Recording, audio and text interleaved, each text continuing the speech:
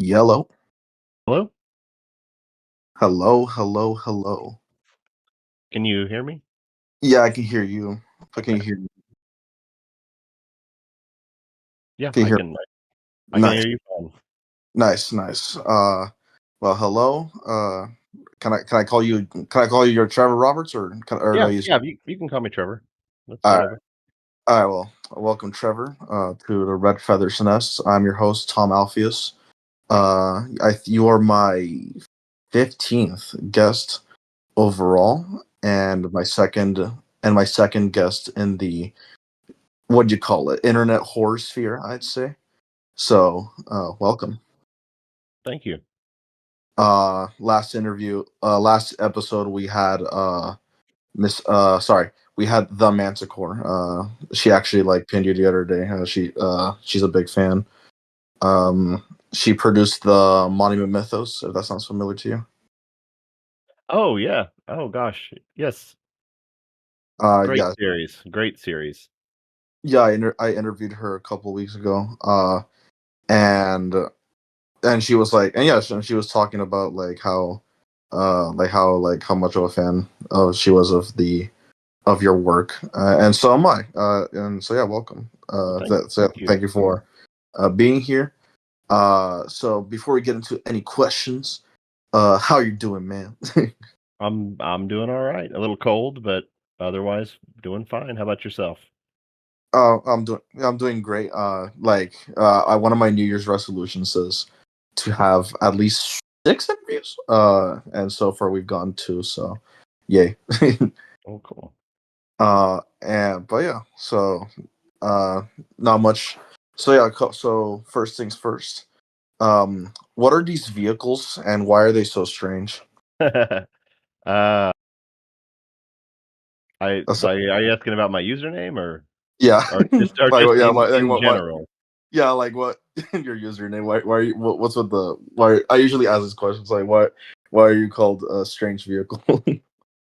That's for a very long time. That's just my handle I picked for things like forums and Reddit, and I think it way back it started on a oh gosh, maybe the forums for space program stuff. Yeah, I was And gonna ask so like did it have anything to do with your aerospace background?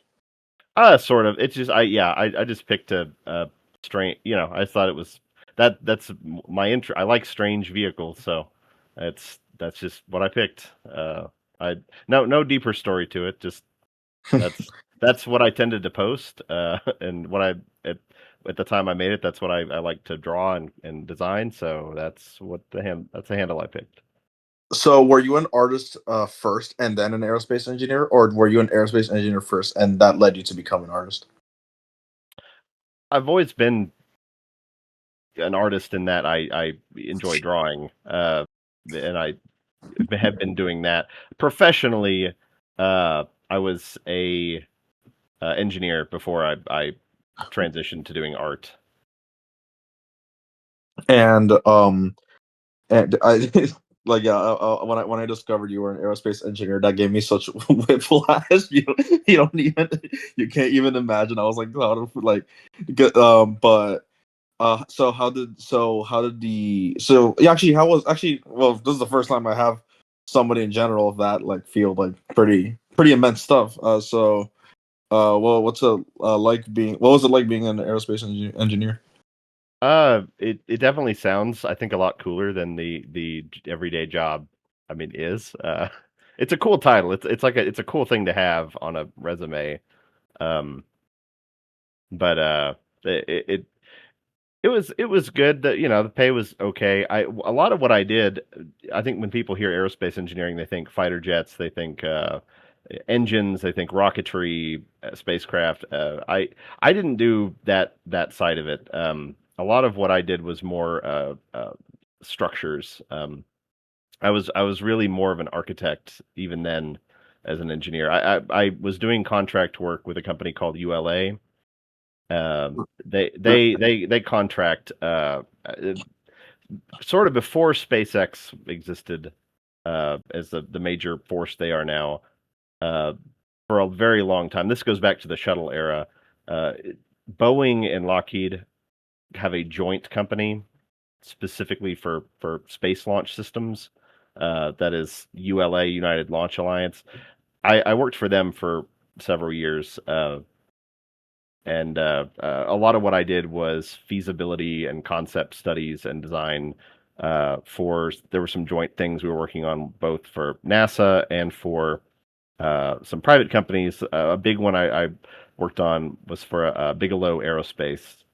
Uh, we did feasibility structure deployment for their idea was to do inflatable space hotels, and this is back Oh, in 2014, 2013.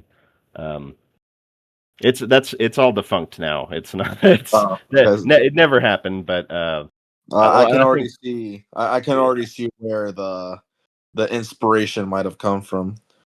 Uh, yeah, yes, and so you're involved in a possible project for inflatable space hotels. yeah, yes. So that's kind of where I started. Was with that. As just a structure, a flight structures engineer, and I would for presentations, my task group that we had, our design laboratory, I would do the graphics because a lot of the engineers I worked with, I think they could have been fine if they tried graphics, but they just like it was since I could do them and I could do them well. That's what they kind of I did more and more of that until then. Even outside of our group, they would have me do renderings and illustrations for different projects within the company. And so at some point I kind of made the decision like I like doing this work a lot more than engineering. uh, and so that's when I went back to school to get my master's in architecture to kind of learn more about uh, illustration and the architecture side of things. And also I really didn't care for working much with the defense industry Right. and the spacecraft. It's just kind of things, just so many things just never happen. um I mean, it seems like a different world now.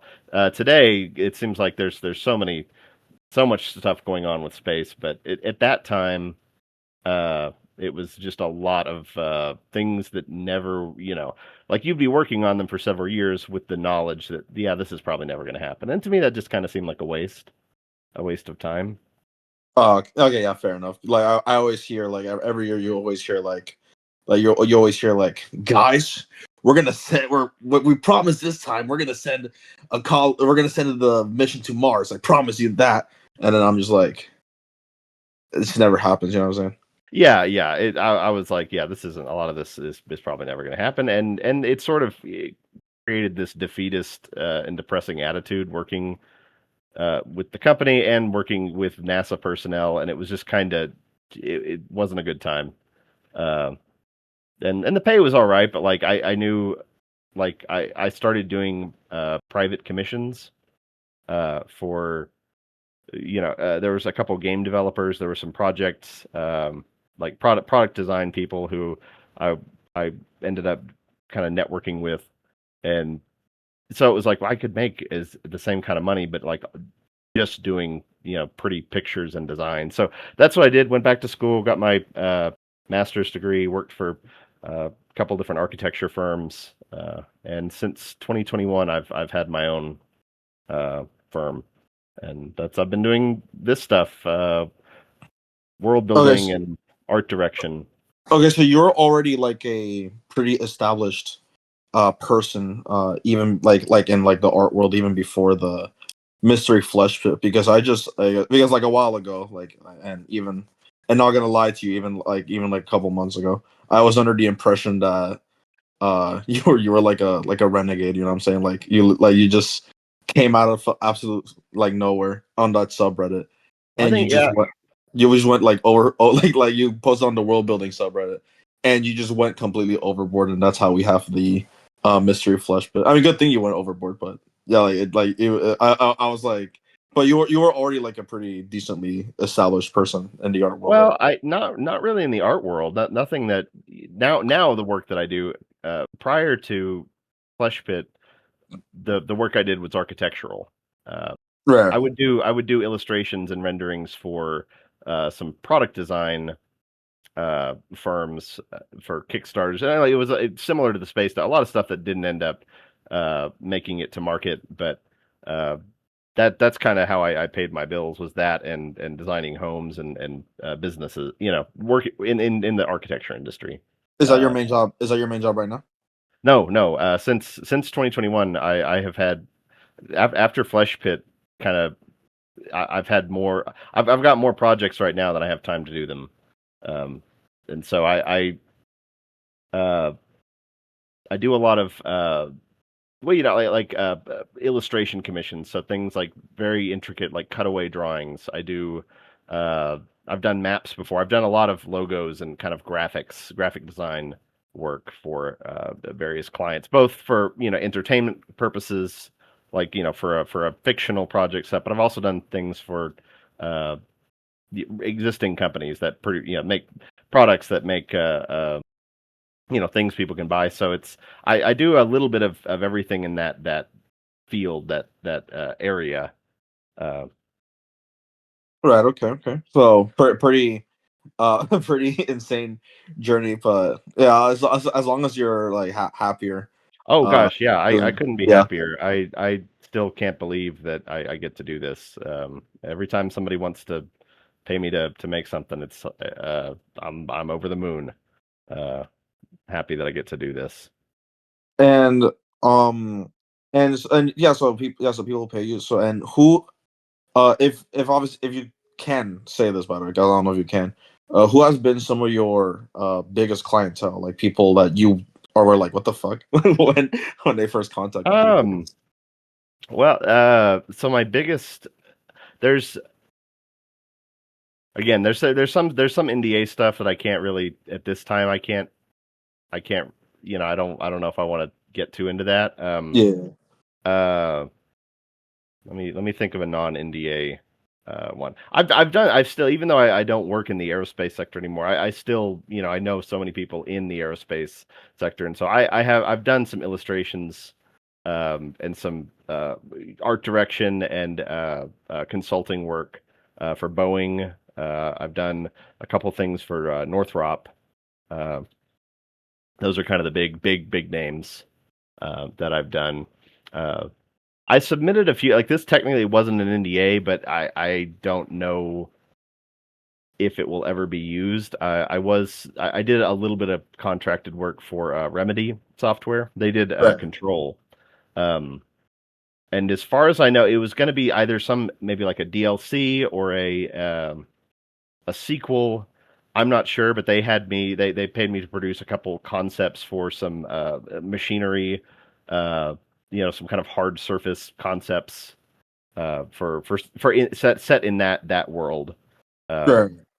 and so I've done that.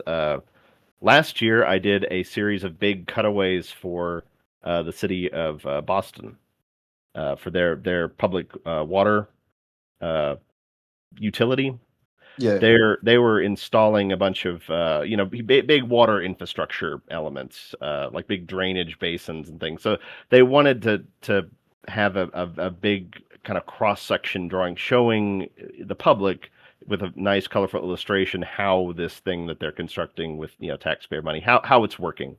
And so that I did three big posters for them, uh, and that was pretty big. I would absolutely do that again because it was fun working with them, and they were very good clients. Uh, And okay, so the city of like the so when you say the city of Boston, like the governor, like or sorry, not the the mayor, governor. like the mayor. I coordinate with their public works department. Oh, okay. Uh, so it's the city, it's the public works department stormwater division of the city of Boston. And so I worked with their planners, and they had two project engineers overseeing all of this, and that's they gave me the site plans, the construction documents, and from that, and hundreds and hundreds of photos.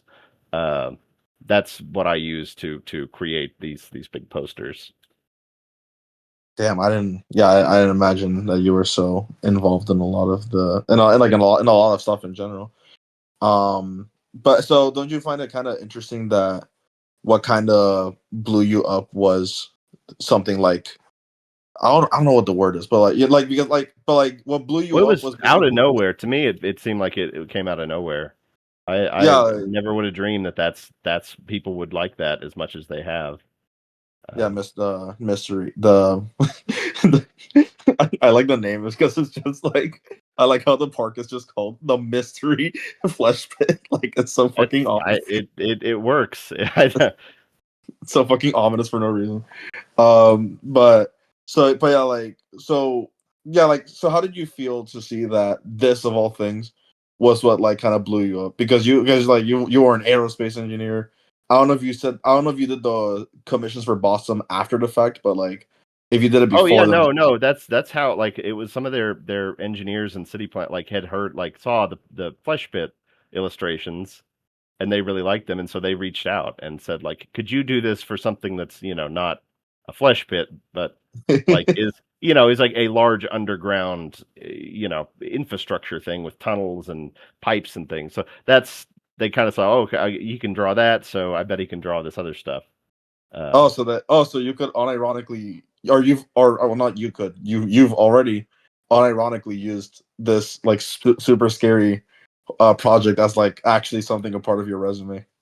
Oh yeah, yeah, and that's how I got all of these kind of recent. I mean, not the aerospace stuff. That was just That was before, uh yeah. yeah, that was from my contacts before. But yeah, working with the a couple of the game companies and things. Yeah, that's all because they saw the flesh pit and felt like it was I could add something to um their project.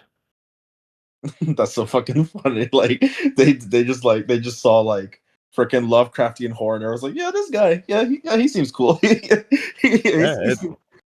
Yeah, he seems cool.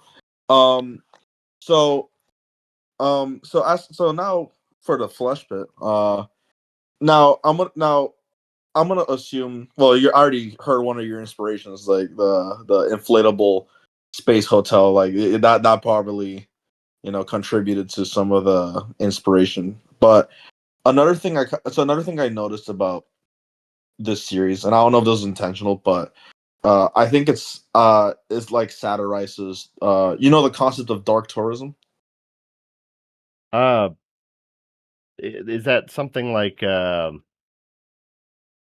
travel like intentionally visiting places where like people have died, like that kind of thing? Oh yes, but like far worse. It's like Okay, imagine yeah, I guess I you're don't. like it's like that, but like a bit worse because it's like instead of going to like graveyards or like haunted places, you just straight up go to war zones Oh, okay, or okay. like cartel drug war areas or radioactive areas or extreme nature environment. Okay, Like okay. basically. So I don't know if this is intentional, but the stuff like dark tourism in general like influence the way that you wrote the the mystery flesh pit. No, I would say almost the opposite. Because it was I tried to what inspired the way that I wrote a lot of the brochures and the advertisements was uh I very like mainstream vanilla tourism stuff, like Disney World or theme parks or real national parks. That's kind of what I used to as inspiration because I wanted to make this thing as sound as like benign as possible using that very clean resort language. Uh, Yeah, because I kind of saw like with the whole like McDonald's like the it was like the feel good cola and all that, and I was like, but I was like thinking it's saturates dark tourism a little bit because who in their right mind would be like, hey, I'm gonna visit the Lovecraftian super evil fucking ominous fucking 10 million super duper horrific creatures that could kill me at any moment. And I know the brochures tell me that the creatures are gonna kill me in more ways than 10. But you know what? I'm still gonna go because and then guess what? The national park fucking collapsed because the guess what? The creature threw up. So pass on. I kinda it kinda reminded me of does the name Lord Miles ring a bell to you? Uh, not. No, no, it doesn't. I'm sorry. Yeah, don't worry. Uh, He's basically some guy that he made a channel dedicated to like this kind of thing, like dark tourism, and then okay. and then like a couple years ago he got imprisoned by the Taliban Oh uh gosh. and he was in jail or sorry imprisoned by them for a year straight. Like literally just now he like I think it's like 2 years ago he was just freed. So that I kind of got some like Lord Miles like of but if that wasn't intentional that's okay but that's kind of what that reminded me of a little bit. And and as for like general inspirations, what were the main inspirations for the Flesh Pit, and what were the main inspirations for you to even do something like this at all? So for the flesh pit, um, I live in West Texas. Yeah, Um, as I can imagine. yeah. So oil country. I've Hmm. grown up around. I've had family and friends my entire life who worked in the oil fields. Even as an architect, a lot of the structures that I would be hired to design had in some way were related to oil. So that's the extraction economy and that sort of uh, kind of you're at the edge a little bit. That was a big kind of inspiration for it. And then also I live it's where I'm at right now is about a 3.5 hour drive from Carlsbad Caverns in New Mexico. Right. Uh, now I don't know if you're familiar with the caverns there. Hmm. Uh, spectacular, uh, beautiful, huge caverns. You go down, almost a mile or more into the earth, and there are these rooms that are large enough that you could park a small ship inside. Like how big these chambers are. Oh, what's it Uh, called? Carlsbad Carl. Caverns, Carlsbad Caverns National Park. Let me check it real quick. Oh yeah, I've seen this before. Yeah, yeah, yeah. Yeah, I Yeah, know this. so it's that's I've been going there, just uh, once, every 2 years or so since I was a kid, and so that has just the idea of underground and the way they have it, there's it's this beautiful cave where you have these formations that have been there for millions and millions of years, and then you get to the very bottom and there's like this like 1960s modernist concrete dining area with these like space age lights, and it feels so out of place. Like in the bottom Um, of the the cavern. caverns, yes, at the very bottom, uh, and all the trails that you can walk, they have big steel guardrails, and like they're all paved with concrete, and there's so you as you're walking down you see these million-year old formations and fossils, and then there's also like big cable, like electrical cables for the lights, and The fuck uh, why? well, to illuminate, I mean, because it would be completely dark down there. You wouldn't be able to see anything. Oh, but like, Uh, what about like the dining table? What's that about? yeah, that was because like it's you could buy, it's an opportunity to make money. You can Right. sell concessions down at the bottom, and I think they stopped doing it in the 80s, but from the 40s until the 70s, like you could buy like cigarettes, you could buy a cigar down there and smoke it, like in this cave, and that it seems such a crazy thing to well, and still like in those rooms, the ceiling is stained like black because of the cooking and the uh yeah, like smoking and stuff, and so that just kind of contrast, I think that taking this uh almost sacred sort of ancient space and then uh like selling Dr. Pepper and cigarettes in like I don't know. That to me was really funny and interesting, and I thought that definitely influenced a lot of Flesh Pit. In thinking about like going down, in what normally would be a frightening sort of ancient place, but turning it into a tourist destination, and the infrastructure involved in that was interesting to me from a kind of planning and architecture angle. And as for what caused you to even create this at all to begin with, like how did how did you suddenly be like, you know what, I'm just gonna do this, and here we are. Well, it started with just the first poster that I think everybody has seen of if they know anything about the project, that they've seen that the kind of the national park looking Yeah, poster yeah, where it's so I did that just on a lunch break when I was working at an architecture firm. I was having I was waiting for my lunch to cook in a microwave in the break room, and somebody had left out from, I guess, breakfast they had or something, like half a little cantaloupe melon sitting on the yeah. counter, but like it had been sitting there for a couple hours, so it was really like wilted and starting to rot a little bit. Damn. Okay. And so as I'm waiting on my lunch to go, I'm looking at this cantaloupe and I'm imagining, like this was like imagine if you were like the size of a grain of rice and you were standing at the edge of this looking down, that would like if it was in the ground, that would be pretty horrific. And so I took a very low angle picture of it with my phone, and then as I was eating my lunch at my desk, I opened Photoshop and I started messing around. I found a picture of a open pit mine. Right. I think in South Africa is the one I used.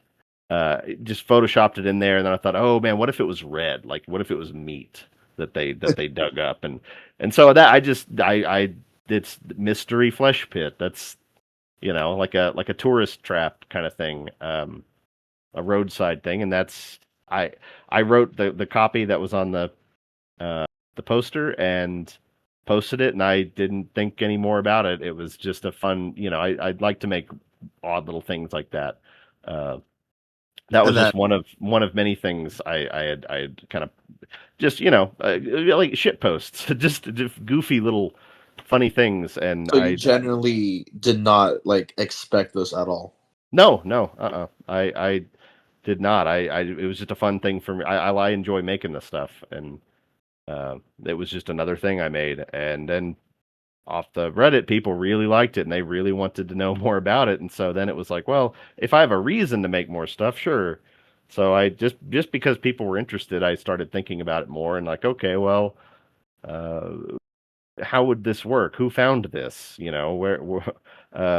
What is this thing that's in the ground? And I just started to build it out from there. Uh, It's like world building. Hey, yeah, yeah, sorry. yeah. I mean, yeah. Uh, it's that part's fun. I like that, and it was an excuse to do it. Do one kind of cohesive project instead of just, for fun, a bunch of just little things. And then a couple more pieces I made, and I decided like I should probably put all this together onto a website or something, and that's how it all started and got to where it is now. And how long did it take you to do all of this? Well, a lot of that the work I posted it, I did it as I went, so I didn't do it all kind of at once and then post it. I would just post new things, maybe once, depending on how complex the thing I was working on. I'd try to post something, maybe like once every 2 weeks or something to the website.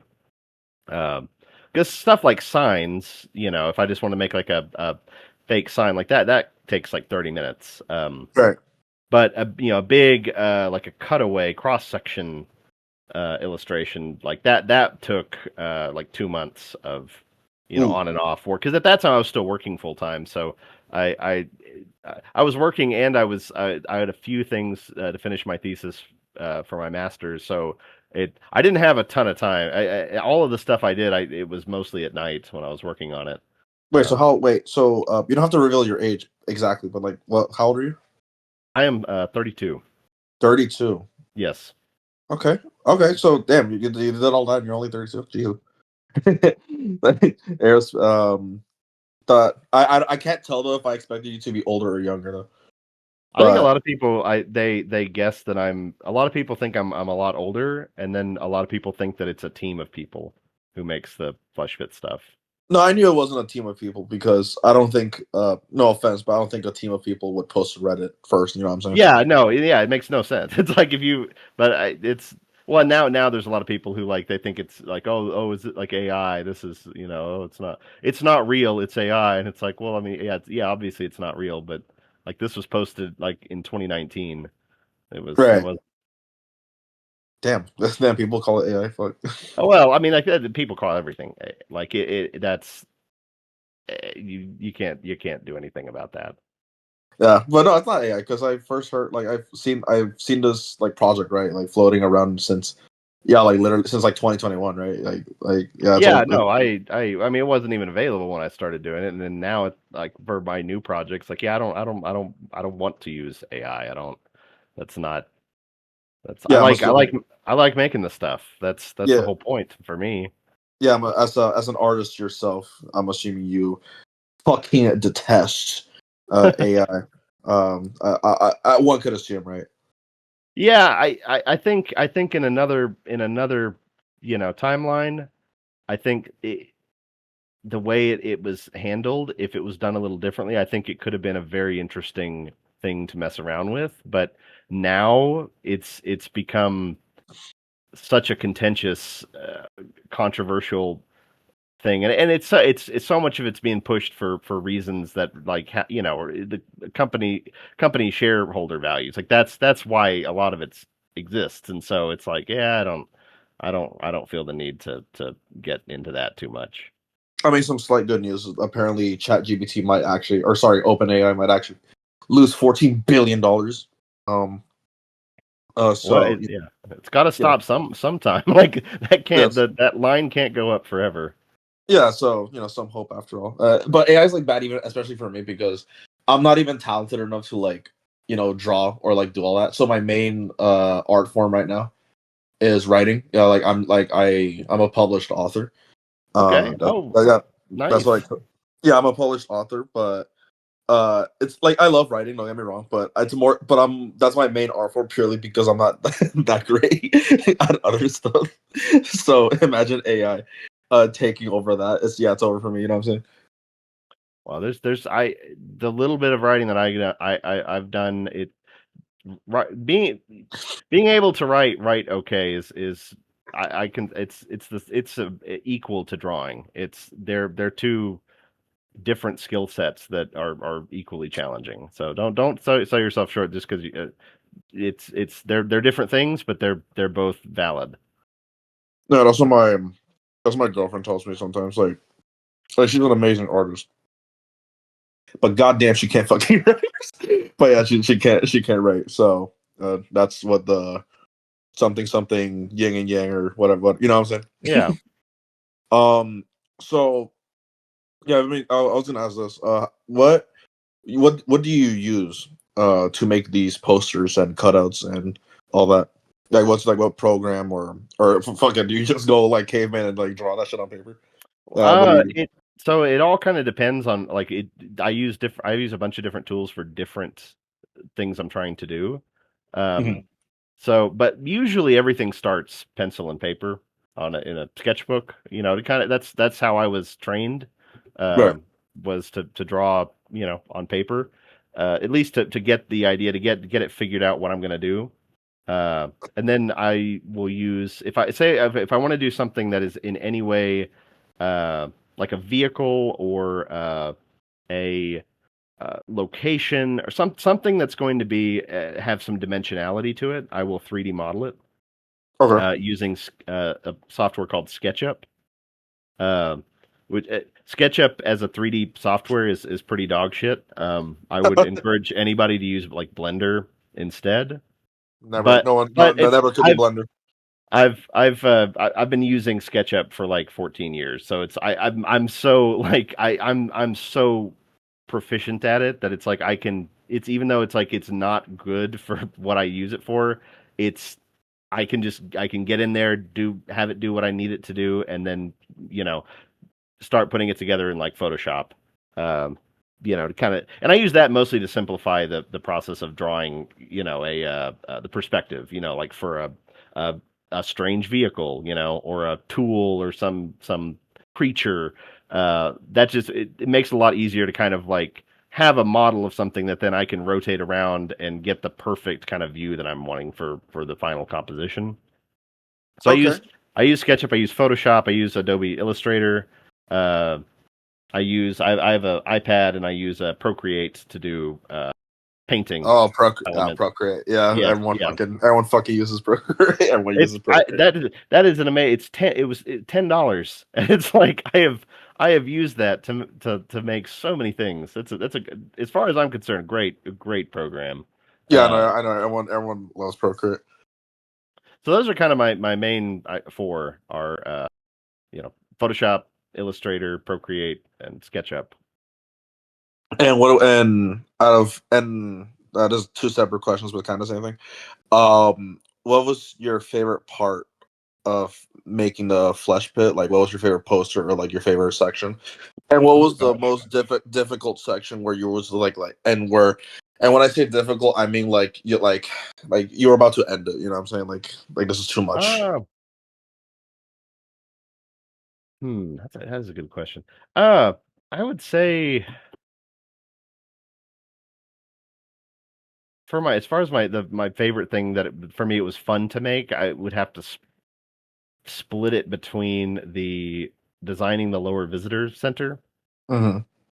just because I'm an architect engineer, so that getting to um design something so bizarre, like such a unconventional structure. Every element of it was uh, a challenge, but it was fun because it was, it's not real. But trying to make it as realistic and treating it like a real thing. That was a lot of fun, very challenging but fun.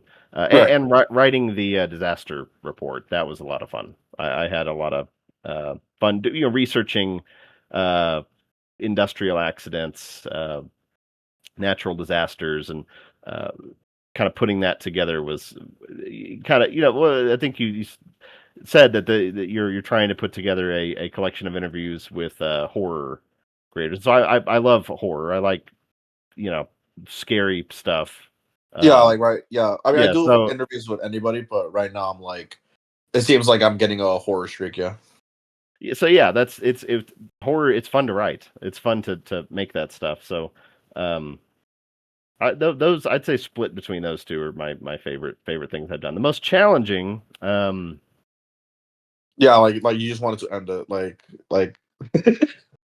So for we did a table like an RPG book for the Flesh Pit setting. Yeah, I was gonna, that was gonna be a later question. Yeah. Okay, so in that, like I did like 40 something illustration, paintings of creatures uh and things, and it wasn't that like any one of them in particular was hard. It's just I as a more on the mechanical and engineering side of art, that's more what I know, and so painting organic like creatures and things like that was just kind of that it's I had to do a lot of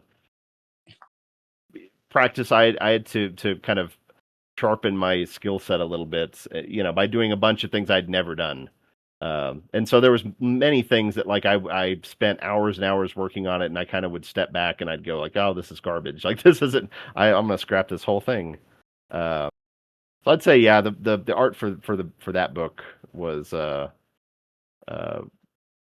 very frustrating. Uh, Is that why there wasn't like when I first got into this, right? I was expecting like it's like a slight critique. It's nothing crazy, but what I was pretty when I was like one of the things that got me into it was like the animal designs. yeah, yeah. And I was surprised that there wasn't as much as I thought there was going to be. Is that like a reason why there's not that much? Because you just, yeah, because you're more your specialty is more with like the mechanical stuff rather than the Oh yeah, organic. yes, yeah, yeah. That's a big reason for it, because like there is a like there's the creature poster that everybody knows about, and so what I Yeah, did with that is I did a little bit of painting, but a lot of it I just like took parts from like other animal photographs and illustrations and just kind of Frankenstein them together into the creatures on that poster. Versus for a book, it's like these things needed to be print quality. They needed to be full color, like a bestiary RPG style. And so that stuff just for me it took so much time. Um, and I started working on all of that like right as my wife and I like we had a 1 year a newborn. So like the first like year and a half of his life, like I'm being a dad who's working at home and also taking care of a baby Right. like that. It was just a lot of stuff going on at once that uh, if I could do it again, I probably would do things a little differently. I probably would just contract some of that out. I just find a creature artist who is talented that I can pay to to do that part of it for me. Because as fun as it is to Yeah. come up with the creatures, that's not my specialty. I'm a lot better, and now that I've done the all the stuff that's in the book, um, I feel better about my strengths of it now. But at the time, it was like I was Yeah. having to kind of put the tracks down as the train is moving, and that was a little frantic. How much creatures was it in total for that book? So in the final print book, I think there is a little uh, a little under 20 illustrations. And you did Um, that all. And you did that by yourself. oh yeah, yeah, yeah. All the art in the book is by me. Ooh. We didn't farm anything out. Uh, How much did they pay you? Fuck. well, I mean, I get royalties from the sales of it when people buy it. Oh, okay. And so like I get a percentage of the final, like the cut. And Um, you had a 1 year old. That's crazy. You're actually the second. Yeah, you're the second father in this little entourage. What's crazy is that obligatory Doofenshmirtz clip. Oh my god, I'm so stupid. Our obligatory Doofenshmirtz quote. If I had a nickel for each time a painter artist drawer person was a father in these interviews, I'd have 2 nickels. It's not a lot, but it's strange that it happened twice. Uh, no, yeah, like the 2 fathers that I have are like both like drawing people like you and Mike Miller. Does that name sound familiar? yes, I've heard that name. Yeah. He's I'm yeah. sure if I saw some of his work, I would recognize it. Oh, you'd recognize him. He's the guy that did the a comic. Sorry, the art for the Injustice comics. Oh, okay. Wow. Okay. And he also did the art for Duncan Egg, by George R. R. Martin. Oh, okay. Cool. Cool. Yeah, and I Yeah, interviewed him. I've absolutely seen his stuff. Yeah, and Yeah, I interviewed him, which that's fucking cool. and yeah, it's honestly a miracle I interviewed him considering how big he is. But yeah, so 2 times on a 2 times a drawer person uh is a dad. That's crazy. Um, um, so yeah, so I guess let's talk about the um. Actually, let me see if I have any other lingering questions. Okay, so um, the yeah, it's a lot going on, right? Like the mystery flesh bit, but it's very like concise. Did you feel like you wanted to add more, or you were like, yeah, this is all I'm gonna do, or like did you have more but you like stop yourself, or Originally, my list that I came up with of the creatures in the book, there was 72 different organisms. Because some of them are like is it a plant or an animal kind of thing, and some of them yeah, there's 2 or 3 things that like are kind of both either. Uh, so there was going to be like 72 things, and I wasn't going to try to illustrate every single one of them, but I that's the goal I set, and then I started just like at working as fast as I could, uh, and then looking at the time, and it was like, yeah, that's not going to happen. I got to reduce the scope of this.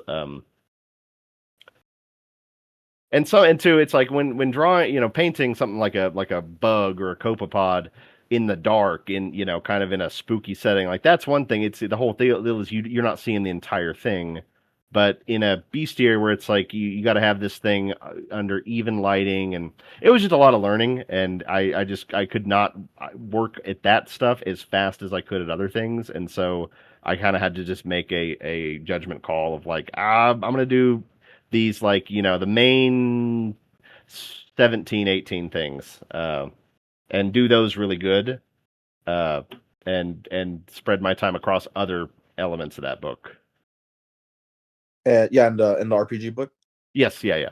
Okay. Um, and what are and I don't know if I don't know if this applies to you because you already said your inspirations, but what are some literary or pop cultural references for the Mystery Fleshwood? Because one thing, right, that I don't know if you did this on purpose, but given how both stories are on Reddit, it's like I had to ask. Um, part A, what are your again literary or pop cultural inspirations or references or allusions or any other synonyms that I could come up with? And B, was this at all inspired by the Reddit story Mother Horse Eyes? So yes, yes. The Hellmouth thing in the Mother Horse Eyes. That absolutely that was something. That was immediately what I was thinking of when I saw the cantaloupe. Was thinking about like some in the desert, some meaty hole in the ground. Yeah, that man, that story. That's such a wild narrative. It's so super original. Uh, so Yeah. yeah, Mother Horse Eyes. That is absolutely an inspiration. I think another big one is Jurassic Park. Uh, Okay. Yeah, that's a fair one. That's a fair one. uh, The and not book, just or like the book in particular, or like just like the general like oh, well, uh definitely like the book. Well, all of Michael Crichton's work. I'm a big fan of his writing. right. And so of course the book and the first the Spielberg the original movie as well big just in the style like the art direction of how they design parts of the park, kind of the look of things, how everything has that kind of the polished logo, it has this very industrial feeling, but it's also like if you know a little bit about any of that stuff, then you can start to see where the cracks of like, yeah, this is all going to go to shit. Yeah. So like the aesthetic of the park in Jurassic Park, big inspiration. What else? Of course, so there's a thing Cronenberg stuff like The Yeah, of course. Yeah. Thing. Uh, Very that, gross. Yeah. yeah, that's classic. There's a great there's a short story from oh gosh, like 1910 or something. Yeah. It's by Arthur Conan Doyle. Cool. He wrote people know him. He wrote the Sherlock. Yeah. Sherlock Holmes, but he wrote a bunch of kind of weird sci-fi horror stuff that I don't see many people ever like bringing up, and they're really good. But he wrote the short story called "The Day the World Screamed," and it's about this like wealthy kind of mining tycoon guy who is convinced that the entire Earth is actually some kind of living thing, and so he drills this 100-mile deep borehole into the Earth to try to poke it to get a reaction out of it, and so that was a big inspiration. Uh, Was the guy right? Yes, yeah. It was, and you would think like that would be a pretty world-ending thing, but it isn't. It's just like he pierces the thing's I guess skin with a big huge drill bit, and there's like all the world's volcanoes like simultaneously erupt, and there's like a deafening roar that like everybody like within 500 miles of this well site like goes deaf instantly because it's so loud. Right. Uh, but it's like he's like he was right, like he was correct, and so that's all that he cared about. That the world was living. Okay. Yes. Hmm. And all right, yeah, I can see. Any others that you could think of? There was another world building project on well, I mean, several projects in those days on the world building subreddit that were super just original and fun in the way that uh some of these artists were presenting them. One of them was it was called Crocodile Tours, and it was this Uh, guy. it's in the same subreddit. Yeah, we're on the world building, r slash world building subreddit. Oh, And it was oh, this guy. He was putting together. It was I think he's a professional concept artist for uh, game studios, film, that sort of thing. And this little kind of personal project he was working on was like this extremely sketchy, uh, like fictional alligator uh, zoo theme park somewhere in Florida. Uh, and so like his designs for it like were just so very imaginative in this like he had like the worker he had a whole page that was like the workers of the park, and one of the guys he was just a dude with like uh on his back he had like a big like a mini fridge, and then like with all these like straps and ties on the front of him, sort of to balance it, he had like a gas generator to power the mini fridge, and so like he was going around selling drinks, but like right, right. the fumes are going like right in his face, and so he's like high as fuck. I don't know, just it was fun. It was very just kind of goofy, and I liked how thought out all of the stuff was, and how the premise was very silly, but he treated it Seriously, extremely meticulous. I Um, tried to find. I tried to find it, and yeah, I go to the subreddit, right, yeah, let me and see if I can. Uh, it's not looking too hot though, because like I click on the link, and then yeah, it's not. Seems like a excuse me, seems like a dead link. Let me see. Oh yeah, I see. He deleted his account. Uh, No. Will Thompson. Oh man, his website's not even there. I've got. Here, I'll just post the link of there's a park map, I guess. I can post that Oh, in the main. yeah, post it in the main chat just in case Yeah, yeah. any of the other flash links see it.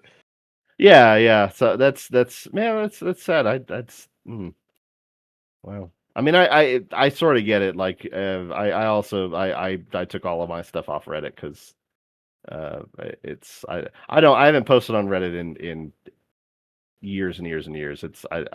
It became a different thing than what it used to be. What does that mean? What It just I think like it's well it's you okay. see This is a safe space. You can say what you mean. no I think it just it I there was number one, like once I had the website up for my stuff, it was like I just didn't see a reason to post to Reddit.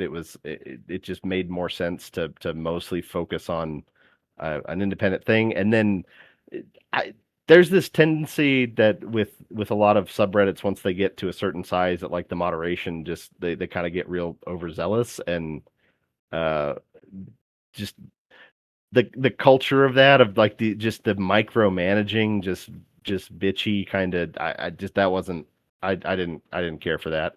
Yeah, um so it's typical Reddit like uh yeah, okay, that makes sense. Yeah, well I mean fair enough. it's hard. It's like they in a way like they launched a lot of my success in this, but it's as time went on it's like uh well, so like I like they wanted to start a flesh pit, mystery flesh pit subreddit, and which Yeah, I that found made it.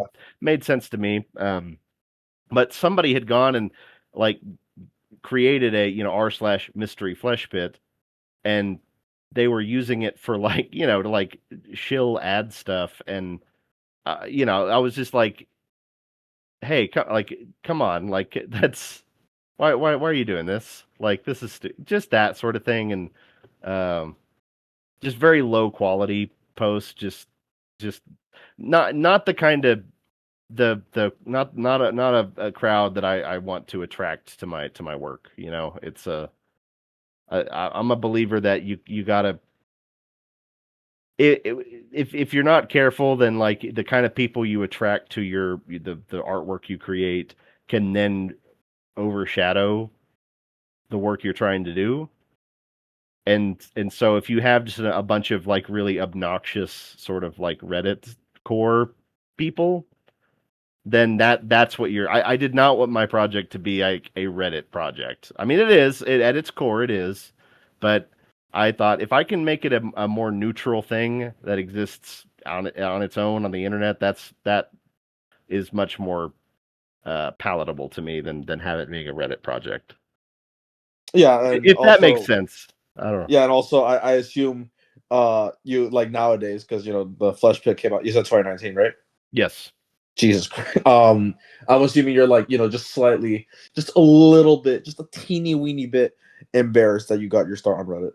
Well, it's I will admit, like if when somebody says like oh yeah, well for a long time I think what was it on like some website that wrote about it. It was by Redditor Trevor Roberts, and I was like ooh that I don't like that. That's Oh like God. it's I was like man I don't like that. Yeah.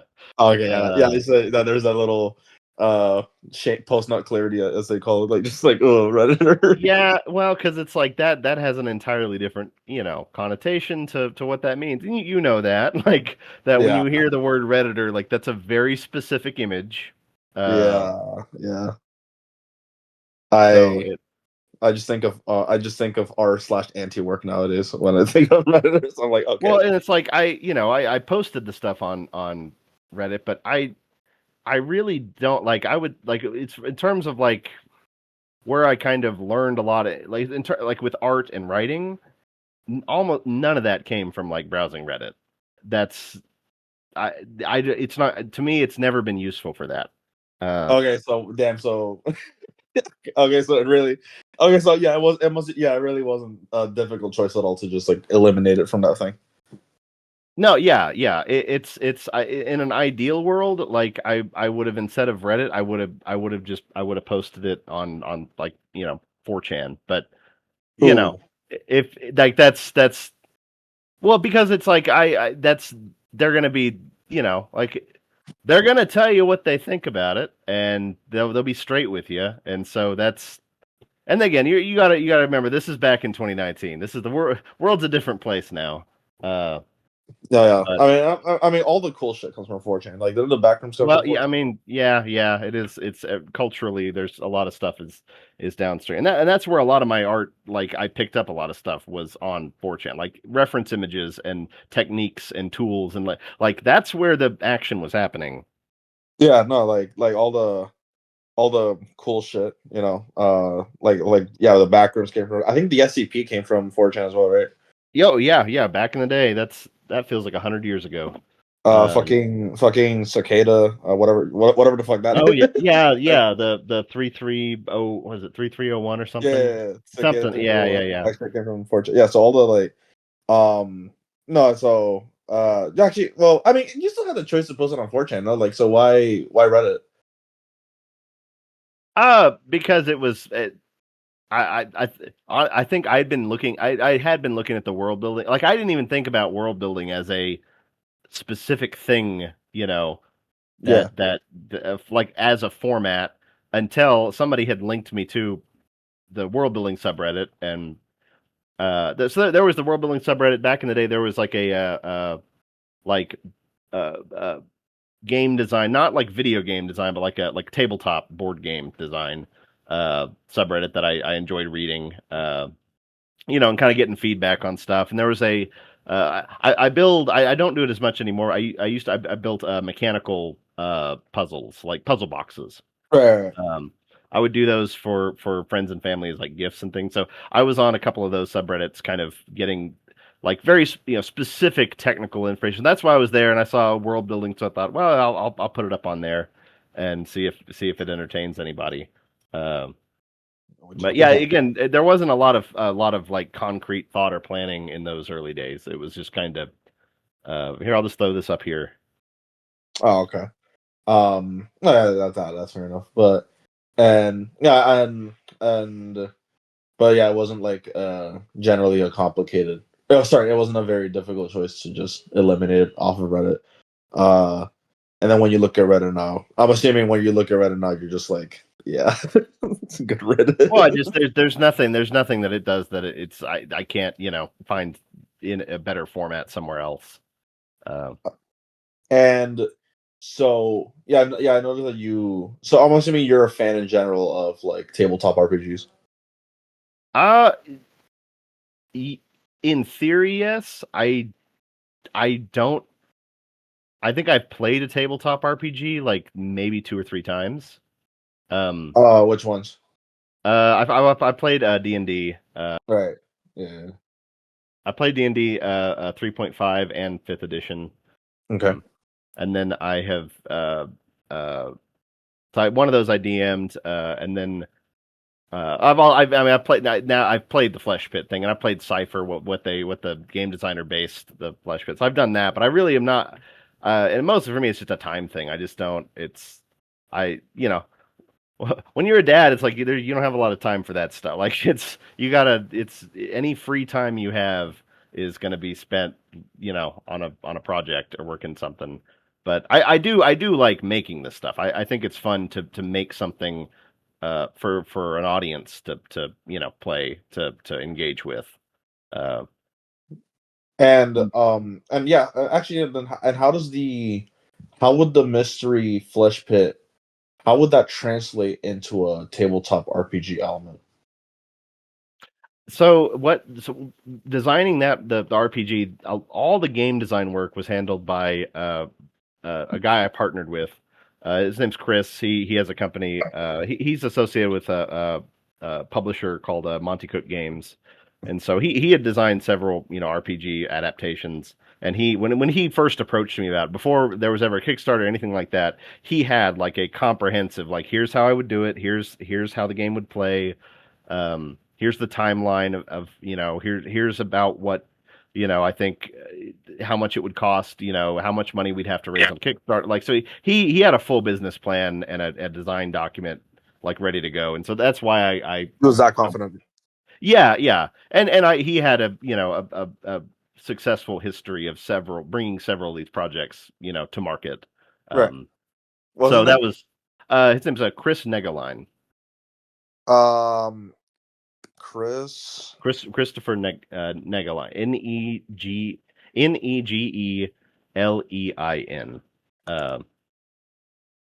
All right, I think I find him.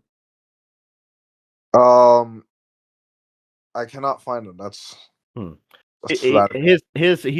The company he does work with, it's like his is Gonza Games, and he also does work for Monty Cook Games.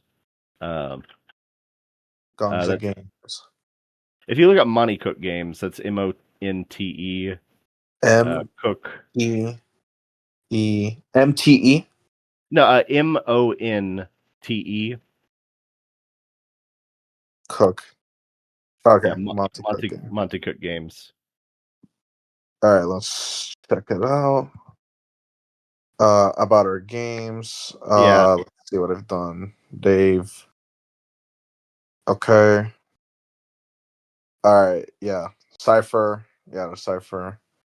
The Strange. Okay, so yeah, they have 5 games. That's crazy. Numenera. And and see, I really, I don't know much of. Even still, it's like I'm this a lot of this. It's when I played D&D, it was like more than 10 years ago. Like I've been out of ooh. this world a while. If you had the time, would you be interested? Uh, really, I would is maybe if I had like the right people to play with, but honestly, I would probably be a lot happier taking that time to like make stuff for a game, that people are gonna like spending that time making maps and diagram, stuff like that. That's where I have the most fun Oh, is okay. in the creation of the material.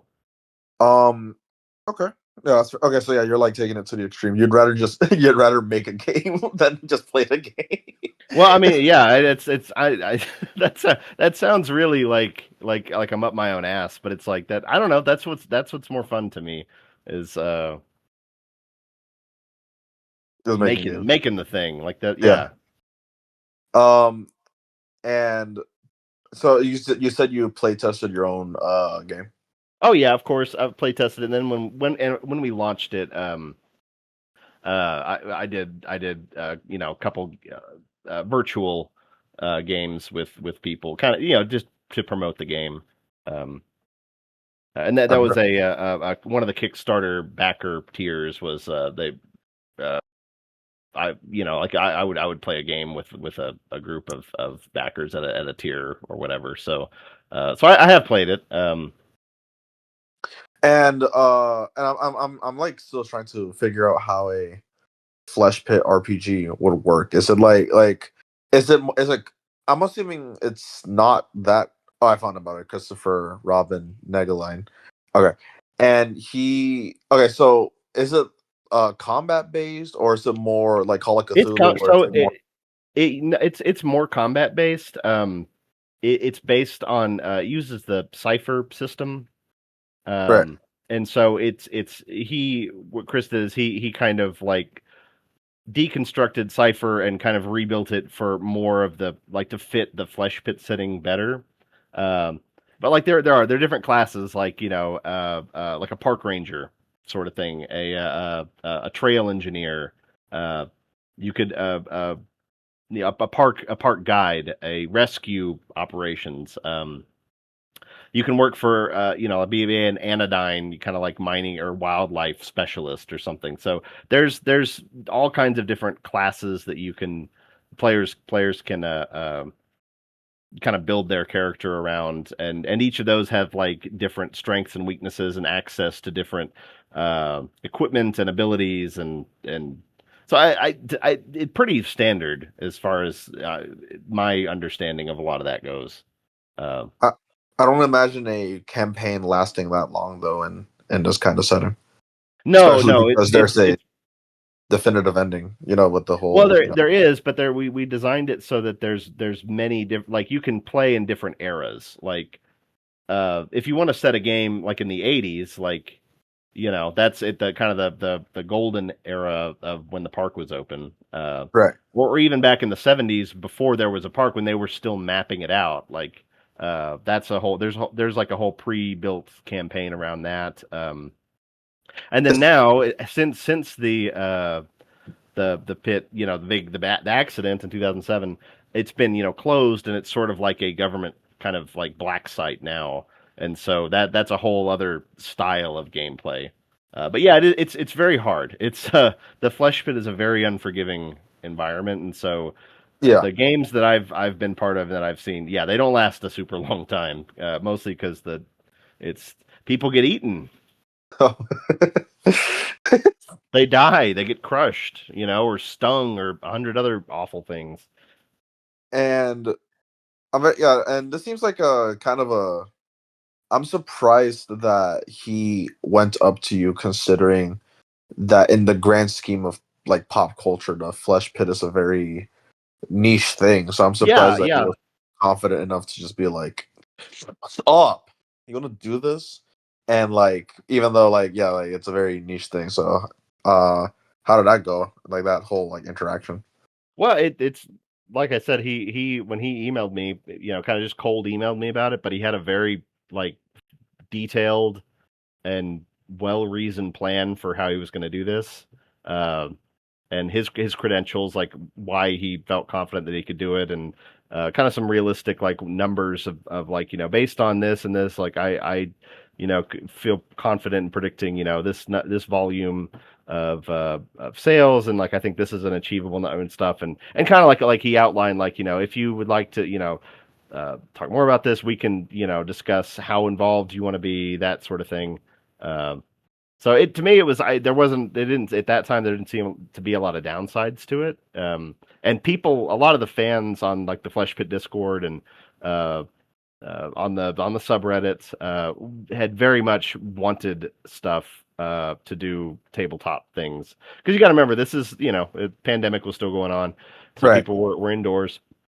Uh, and so they wanted that, and I just I wasn't the kind of person to put all that together. I was working on that, and still, like at that time, still I was still, doing commercial work. I'm working on my own, but still like doing a lot of non-Flesh Pit commercial commissions and art projects and things. So uh, having a partner to kind of do a lot of that heavy lifting of actually, writing the rules and play testing it.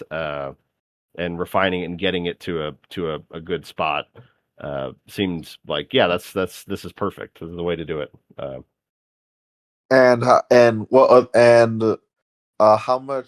how much of an impact has the tabletop RPG made in terms of sales and has it been successful or at the very least successful in the niche?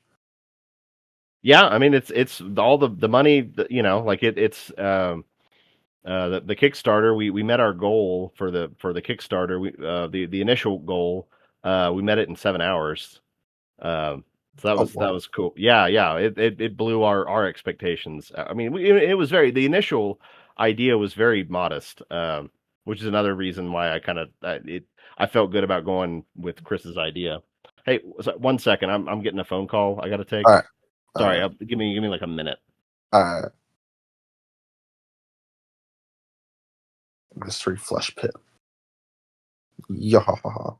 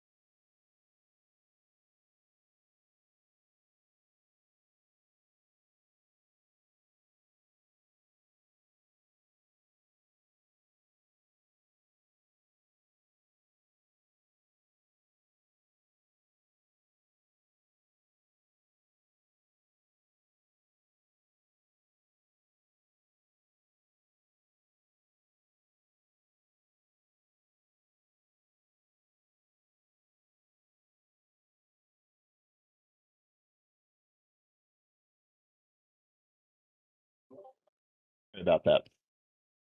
Yeah, what's up? Um and forgot what I was saying. So yeah, like and like what other tabletop RPG games have you designed? I haven't designed any other tabletop RPGs. I have two tabletop board games. Not they're not RPGs. They're just like more traditional board games. Oh, okay. What are those? They're not like at market. They're still I still kind of they're like prototype. Uh, One of them I've been working on for on and off for a long time. It's a game. It's called Frontier, uh, and it's a strat. It's a the idea of it is so like movies like Alien where and Outland where there's like these big companies that are mining planets and they have like trade networks and stuff. Yeah. That's like basically the players take on the role of like different like Wayland Utanis. It's like that's kind of the idea of it is Right. like you take on the role of a giant like sort of sinister mega company um developing far-flung star systems, and so it's very there's no combat to it. It's all about just like acquiring and developing, these planets out there. And the art style is very kind of high contrast, very, like 70s sort of. Let me see if I can have a photo of the prototype set that I've got. Ooh, I'm getting super well, hopefully it was. I think I've got stuff about it somewhere, on the internet. There's no like public prototype for it yet, but I mean, it's just it's already changed since this picture. Let me see, where is that?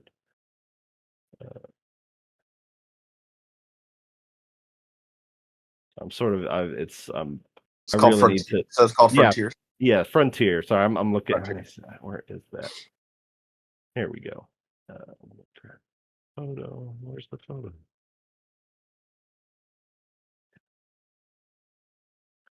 Those are the art files, but that's.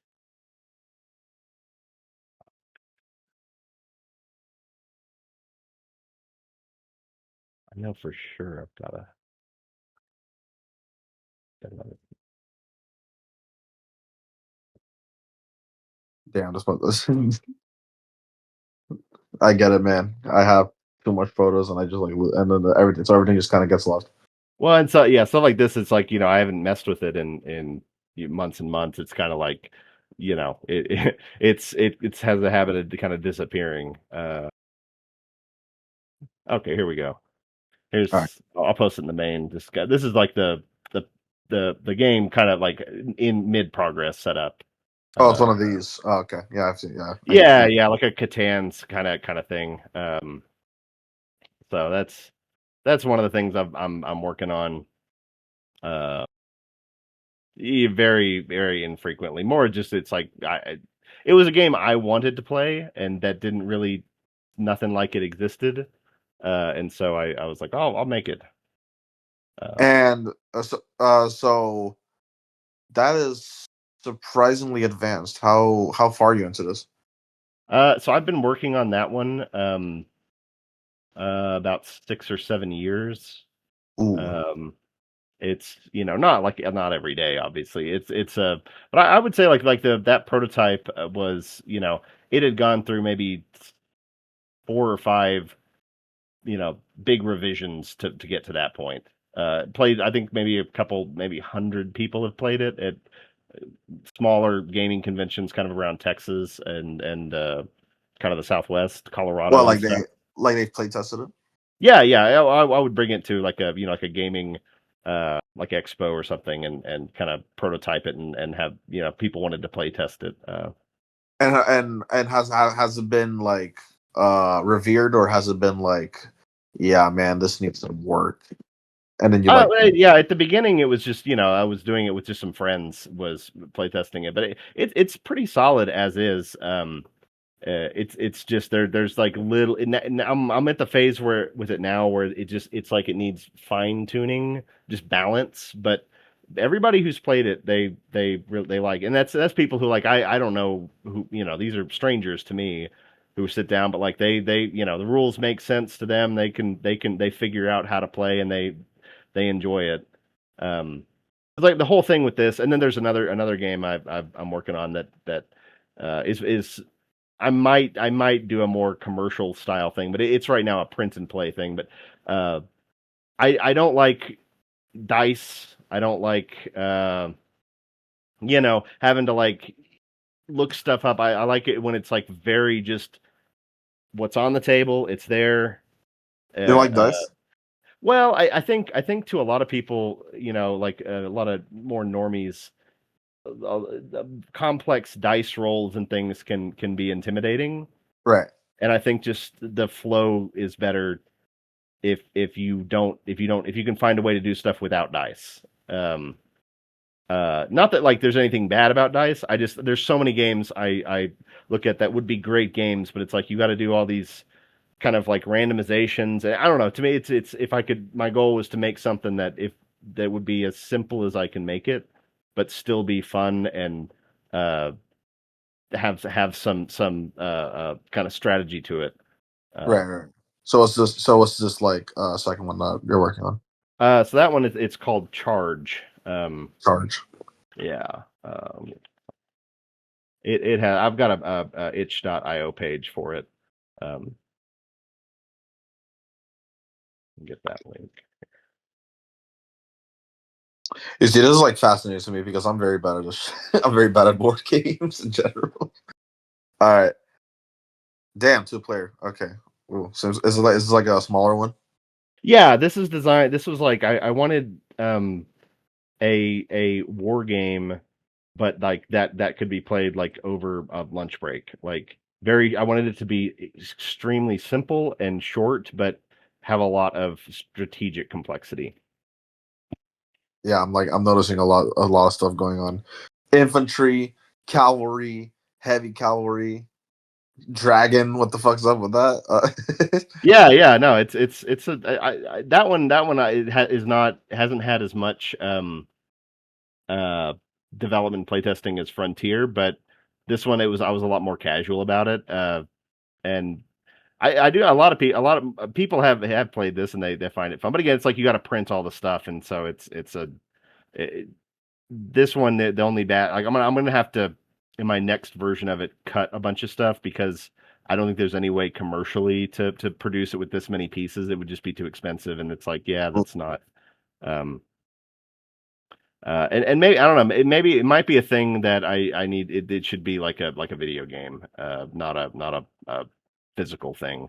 Right. So I don't know. That's one of like many other projects that are sort of just on the back burner that I'll work on once in a long while. But no like serious, big major plans for it. It's just kind of a thing I'm doing for fun. Oh, okay. Yeah, something you need some of that stuff. Um, so I was doing research. I was triangulating and I was like in FBI techniques. Oh yeah, yeah. And, and I was and I saw that apparently there was going to be a video game question Oh mark yeah, yeah, yeah. The Flesh Pit, yeah, that whole shit show. shit show. You say? Oh, Well, okay. just stupid, just dumb Wow. shit. Mind explaining what happened there? Oh, so I some a studio, they approached me about they wanted to do a Flesh Pit game, which I mean I get almost like 2 or 3 a week. People, kids, emailing me that like they want to make a Flesh Pit game, and it's all they need is for me to promote the idea so that Markiplier or somebody else will Oh my talk god. about it. So to do a Kickstarter it's like they want to do a game, but it's like um sorry, I was responding to text and stuff.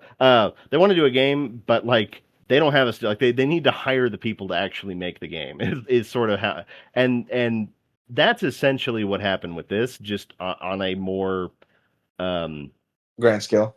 yeah, it was the the studio like they came to me and they said hey we're here's thing projects we've made and with links and they were real things, real projects, and they said we would like to do this and to again sort of like with the RPG, like here's the plan, here's how we'd like to do it, and so I was like okay sure, and so started doing some started kind of getting like okay, what's the game going to be about, what's this kind of stuff, uh, and then we launch a Kickstarter for it, um, and they're telling me like yeah we'll have some stuff ready for the graphics for the Kickstarter and stuff, and then like we'll go ahead and launch it, and then like we'll do the update stuff, and then like they weren't doing the updates, they weren't, and I was like what's the deal, and um uh they were like well do you think you just like post your stuff real quick this or what, and I was like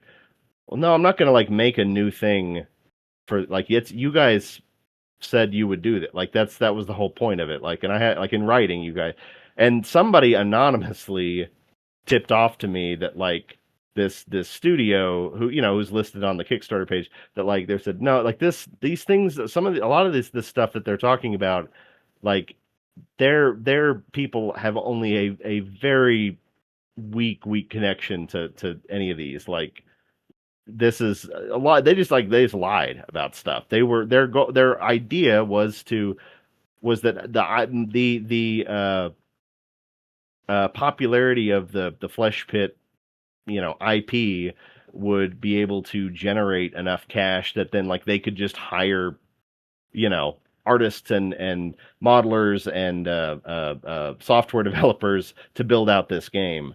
So And the studio yeah, lied about like their size, basically. yeah, even they lied about their size. They lied about what like even the things that they had kind of set like their portfolio. Like when I started digging into it on my own and like just calling these companies, just to kind of like ask them stuff. And like they were like, no, yeah, no, that's not no. We use this. It was like yeah, this person who's on the team, like like they were involved, but like they like weren't a developer on it. Like they just did like a couple little graphics things and so it was that, and then like I was asking about it, and they were being real dodgy and just not answering emails, and so that's when I pulled the plug, and I was like, no, stop, we're stopping the campaign right now. We're not doing this. This is it just wasn't. Yeah, it was. They were just biting off way more than they were able to chew. Like there's no way. Even if they had made the ridiculous amount of money that they wanted to make. How much did they want to make? Well, they wanted like $300,000. Fucking Christ! On a Kickstarter? Yeah, yeah, on a Kickstarter, and God. yeah, and Okay. I was like, it seemed unrealistic, and they were like, "Oh, but like in other projects we've done, again, stuff that talking out their ass, like that was not them, they didn't, and so uh, yeah, it was just I pulled the plug and got everybody their money back who had pledged because I was like, there's no way this is gonna actually happen. This could be a disaster. And has that been the only time you got like a? I know you said you had like kids message you. Yeah, Wait, yeah, yeah. wait, pause on that. But like just like a little, just they being like, oh my god, can we like? But was this like the biggest game opportunity you've gotten? And Well, that at the time, like as far as the scope of it, yeah, that was um I am right now going kind of back and forth with a studio. There's not an NDA yet, and there's nothing like official. It's just very much it's still kind of but it is like a legitimate like studio. This is a known name. Like they've had Is it Puppet Combo? yeah. What's that? Is it Puppet Combo? Uh, no, no. Oh damn. I don't even know that Puppet Combo. Oh, you don't know Puppet Oh Combo? yeah, Okay. no, no, yeah, no, it's not these guys. Oh, okay. Uh, but they are in the horror space. Like they're a developer who's they have a publisher. They've worked with several publishers. They like the guys I'm and again like I have an attorney now and stuff. So it's like it's all very official how it's going now, and so it's not, which is that's a more green, but like who knows where that if that will happen. Oh, um okay. You're more confident with this one though. well, yeah, a lot more than I was with the other guys, like because this one like they approached me and like in like the first email were like you know basically addressed every single thing that I had kind of publicly, and I think there was some articles about the whole thing, and like they were like, hey, we're not number one, we're not gonna we're not gonna ask to do a Kickstarter. Like this is gonna be a funded like commercial product. Um, Yeah. this we're a studio. Like here's the games we've made. Like there's no so that was yeah, it was more concrete. Okay, okay. And yeah, again, you don't have to reveal this, but what games have that studio made? Uh, see, and that's You don't know if you uh can. You don't know if you can say that. yeah, because I mean, you would know immediately like which studio it is. It'd be Oh, it's very a. very easy Uh, to look that up. okay, can you at least tell Uh, me? Is it a big studio? it's not AAA. But it's not like an indie studio. It's like uh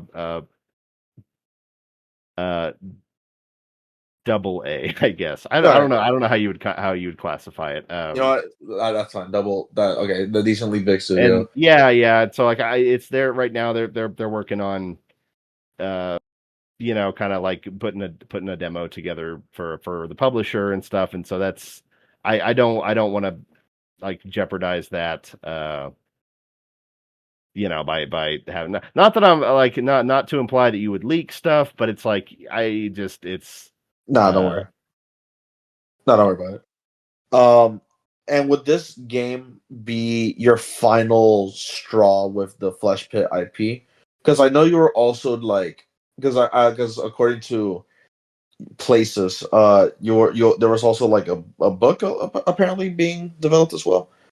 yeah, I don't know. that's progressing slowly.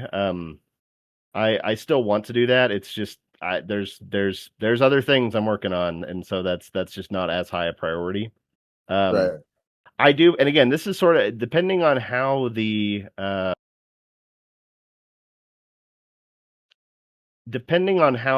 stuff with this game goes. Uh, there might be more to like I'm not gonna just go on and on with it. I have a very like kind of a there's still some unanswered stuff in the lore. Uh, as far as like kind of what has Anodyne been up to, why are they still involved, like what are they doing down in the flesh pit, what are they working on, um there's loose end things that kind of will get tied up, and if we go forward with the game will touch on a lot of that and kind of provide uh uh, a way so that like I can add that to the website and have it all wrapped up and complete, and then yeah, done, and it's over. Um, Like yeah, so like yeah, so the book is gonna be like the final straw, right? yeah. After that, it's hard. It's like if somebody comes to me and they're like, yeah, no, we want to make a more flesh pit, and we're gonna pay you, a wheelbarrow full of money to do it. It's like, okay, sure. Like I'm not gonna say no to that because it's like but So what if uh, so what if miraculously, which you know, could like listen if Candle Cove got a TV show, you could get a TV show. But if like if somebody is like, hey, Trevor Roberts, also known as Strange Vehicles, would you like to do a Flesh Pit TV show? Would you be sure, like, yeah, yeah. If somebody wants to, but I just I haven't heard from anybody yet. Uh, wait, so is Mystery Flesh Pit copyrighted? Like it's like yours yeah, for yeah, real? yeah, yeah. It's I do like I have a copyright on the like the logo, and a lot of that's for the merch stuff because like it you get people just like ripping off the merch designs and selling them like Redbubble and stuff. Um, and so by having that like copyright and stuff, then there's like I can take down counterfeity stuff, but um, Oh, okay. yeah, All right, let me quickly check your merch shop. Yeah, yeah, it's just the shirt, the ringer shirt, Copepod souvenir. Sorry, Copa patch. That patch looks pretty good. I'm gonna get that one. Yeah, just your classic. Uh, man, I'm gonna be sporting the Anodyne cap. Barely anyone's gonna know what I'm talking about, but that's okay. Uh, uh, oh, that bloody shirt. Okay, that looks good. It's gonna make me look suspicious as fuck, but that's that's okay. yeah. I don't know. Um, People buy that, and I'm wondering like, yeah, do they wear this like out like? yeah, like at least the bloody shirt one. And you make this all yourself, hmm or like at least the designs. Oh yeah, yeah. I have a manufacturer who like I produces the shirts. And handles distribution, that end of it. But yeah, all the design, that's all me. It's And it's what? Even the patches. yes, yeah. You make that shirt. You make that shit yourself. Yes, like all the design, yeah. Like the physical shirt it's a blank white shirt. I don't like sew the shirts. Um, And the patches. Do you like actually like manually do that yourself? no, no, I have a partnership with a company who makes the patch. Like I design it and I give them my design specs, and then they produce the patch that I you know the Uh, design and the colors and the materials and stuff that I have to specify that, but they manufacture it and ship it.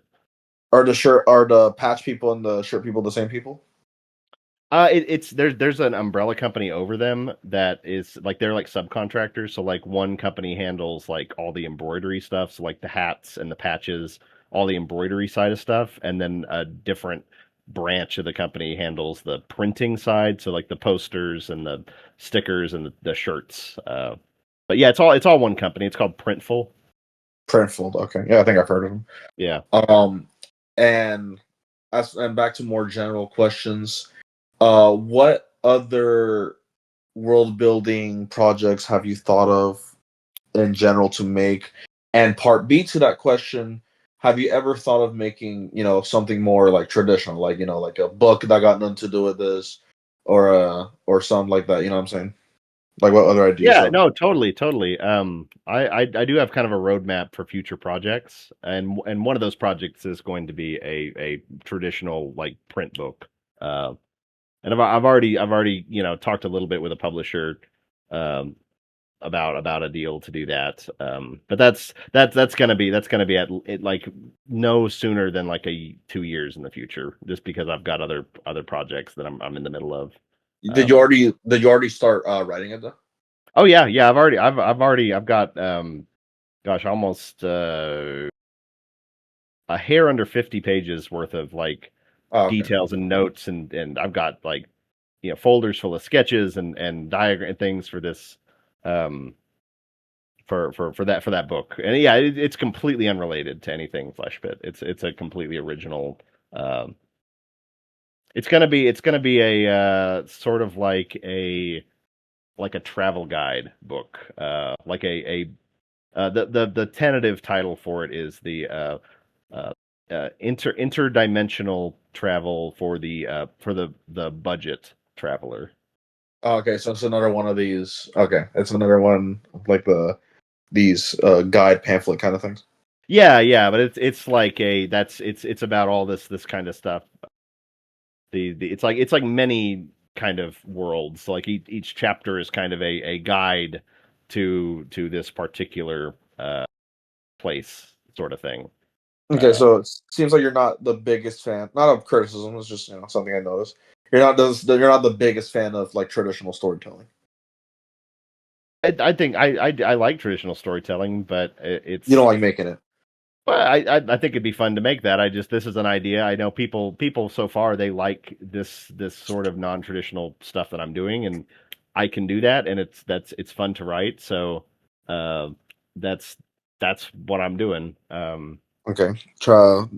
So it kind of it sounds like Hitchhiker's Guide to the Galaxy, but like for real, like an Well, actual yeah, yeah. travel. It's like I don't know if you're familiar at all with like Rick Steves, like that show. It was on like PBS or something.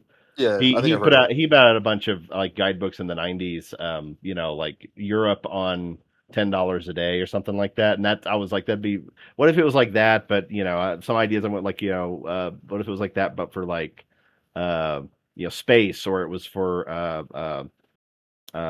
interdimensional sort of parallel universe stuff, but like it was framed as not as much like whoa, look at all this crazy parallel universe stuff, and more about like yeah, all that stuff's there, but like here's how you do this on a budget. Here's how you here's kind of like I've done all this stuff. I know what scams and what's actually worth your money. So they'll say to go see this thing in this world, but like really, if you do this, it's a better deal. Like that's I thought would be kind of a fun way of doing that kind of story. So we'll see. That's far in the future though. Oh, okay, okay. When I get to that. Sounds fun. So, yeah. So, out of all your projects, it seems like you're closest, like not really into the flesh, but it seems like you're closest with the frontier.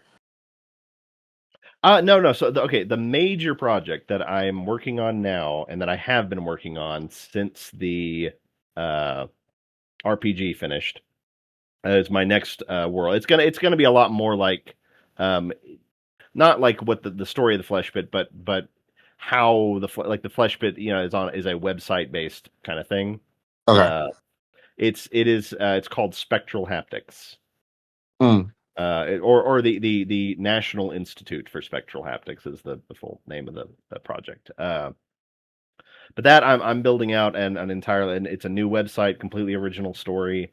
Um, and it's going to be structured like a uh, like there's this nonprofit web organization, this institute that is committed to uh, uh, educating the American public about the uh, activities that the U.S.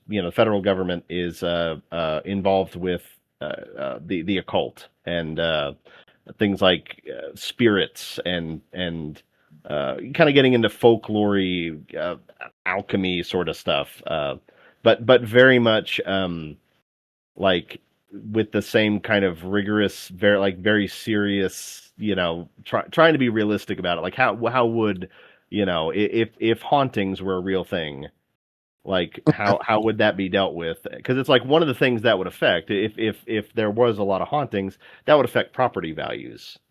And because you Um, can't, yeah, you can't develop, like a new commercial property if that's like cursed or something. So that like falls under like the Department of Urban Housing and Development is who I suggest, like that's who kind of handles that. But the first part of it that I made, it's a like a 15-minute YouTube kind of mini documentary that kind of sets up the world. Up that's been up for like 2 years now. ooh, Um, where can I find it in your chat? yeah, Oh, you let have me let me let me let me paste the link here. So this, as far as like content, this the website, it far bigger than Flesh Pit.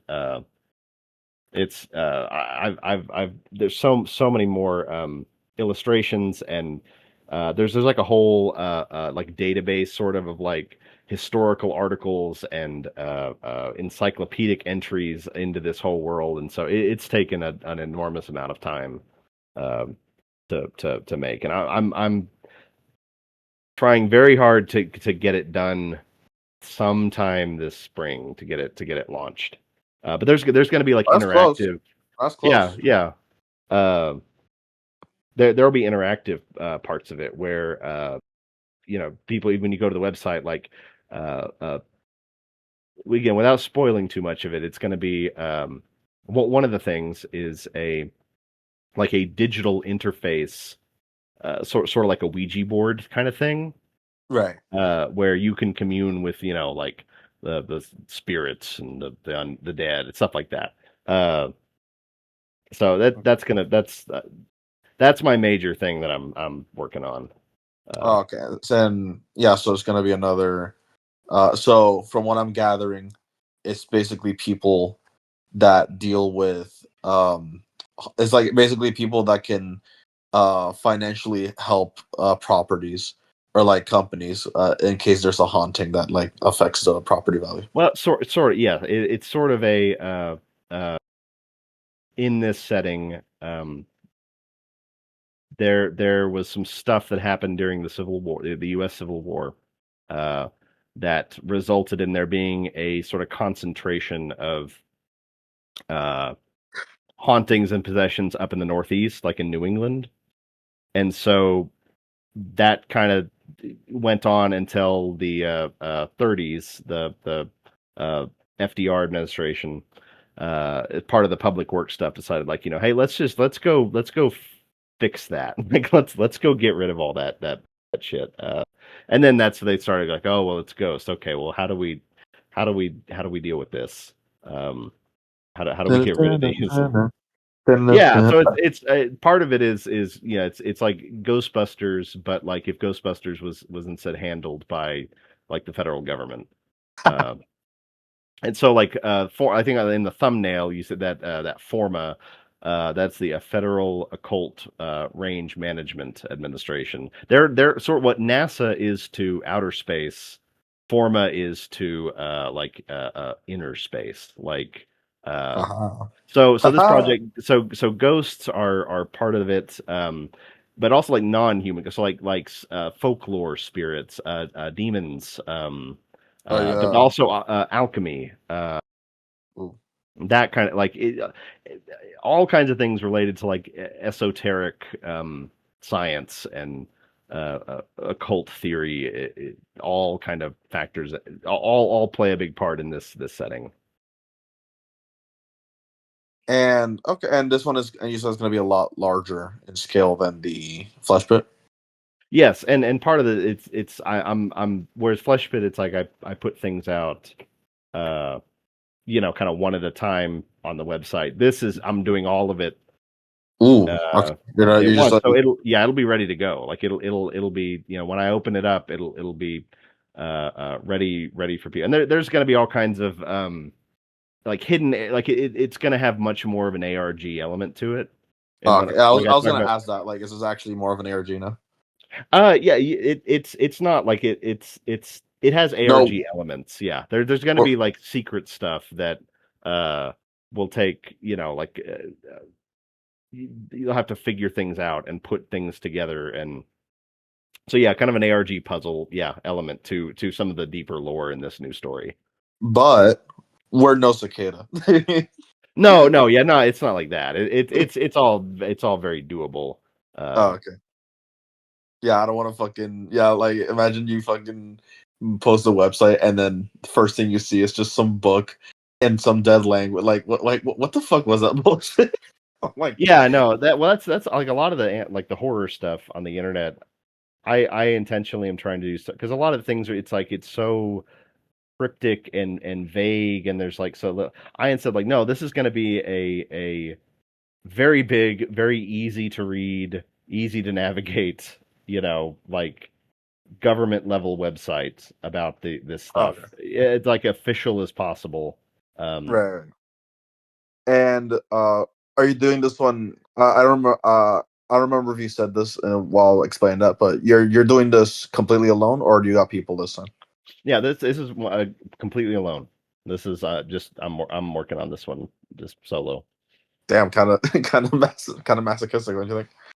Well, it's taken a long time, but it's like I'm not, I don't have, like, I'm setting the deadline for stuff. It's I don't have any external thing to that it's like I need to finish it by a certain time. I can kind of just take my time on it, and uh I decide when stuff is kind of ready and like, okay, that's good. I'm done with this portion of it.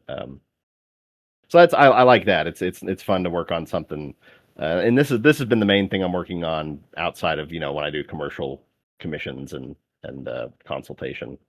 Okay. Oh yeah, everything's still the balance. You get to do your the cool fun stuff and then your like actual job. Yes, yeah. Um, so as a so now a couple of more now here's a couple of more internet related questions. Um, so first one, you already know I was gonna ask this. So it was bound to happen because that's probably how most people got introduced to your stuff. Um, I don't know if I should ask this because but what are your general thoughts on Wendy Goon and the video? Because that's definitely what got people interested in Oh it. yeah, for sure. I'll say like Wendigoon as a like as a guy, like how he, I know he has like a public persona, but uh, in my experience with him, he was great. He was uh,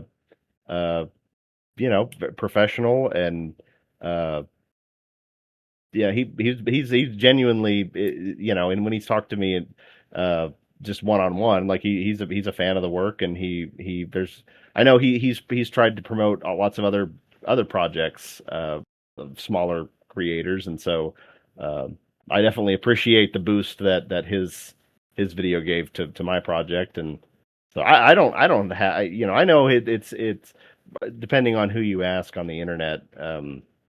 Yeah, I'm sure that his kind of more conservative Christian leanings can kind of uh, people might not agree with all of that, but um, I'm assuming you were a witness to that little debacle that what's his name? In Praise of Shadows. He tried to like attack Wendigoon for some bullshit. yeah, I do remember hearing about a little bit of that. I don't pay as much attention to a lot of the web politics. It's I don't know. It's Yeah, yeah. um I Yeah, and that's coming from me, someone who's yeah, I wasn't lying. I've interviewed like all kinds of people. Actually, do you recognize anyone in this server? I haven't looked around a ton. Let's see. I'm just kind of scrolling up. Yeah, because sometimes the way I like get people, I think that's how I got you. I said, oh, you might recognize some of the people. But but like I don't actually know people I recognize know, them. I know. Is that Sam Hyde up there? Where is he? It's a picture. I'm just looking at a picture. Oh Is yeah, that, yeah. I took a picture with Sam Hyde. that's funny. Uh, I don't recognize many people, but I'm not that big on Discord. So it's like these some of these usernames, they might be. Uh, Yeah, yeah. Okay, okay. Okay. If you know Sam Hyde, you know ER. who? Okay. Yeah, don't worry about it. Just don't worry about it. He's just some edgy internet reviewer that used to be famous back in like 2016. Oh, Uh, oh, did you yeah, you're say not Ian? Ian? ER. ER? No, I don't. That doesn't. No, sorry. No, that's fine. I don't think you'll recognize most of these. Vito, yeah, for sure. Fuck him. Most of these interviews just turn to me insulting him. Christ, Jay, he's a musician. Chris, musician. Yeah, I got like two musicians back to back, and now I'm getting like horror people back to back. There was a time where I got like commentary people back to, yeah. So there's like eras, you know. So so hopefully I can get more horror people. I'm surprised you recognize Sam Hyde. Sam Hyde was kind of funny. Well, it's yeah. I've been on the um, internet. I've been on the internet a while. It's I don't my again like modern stuff. I'm probably not as I'm not as online as I used to be, but yeah, I sometimes forget how fucking old Sam Hyde actually is. Like he's been around since like legit the early 2000s. yeah, that was that was like some of the first like the um some of the first times I had heard watched his stuff. Um, And he yeah, can't keep getting away with it, that kind of. yeah. But so well, speaking of Sam Hyde, no, that well, more like a transition point. No, okay. I was gonna So has there? Well, it's a cool transition.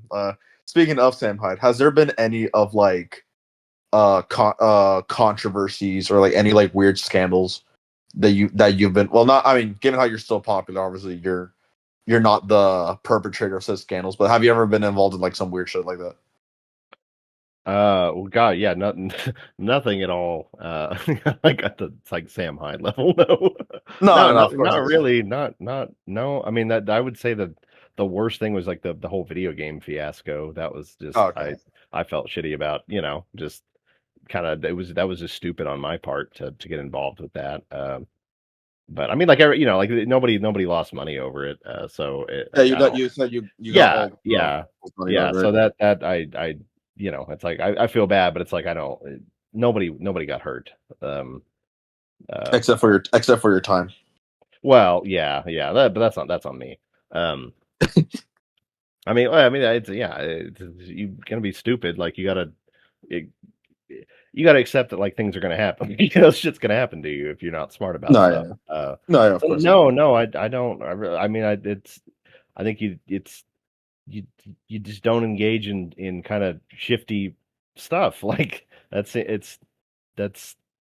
I don't know. I don't have the time to do a lot of that, man. I guess I don't.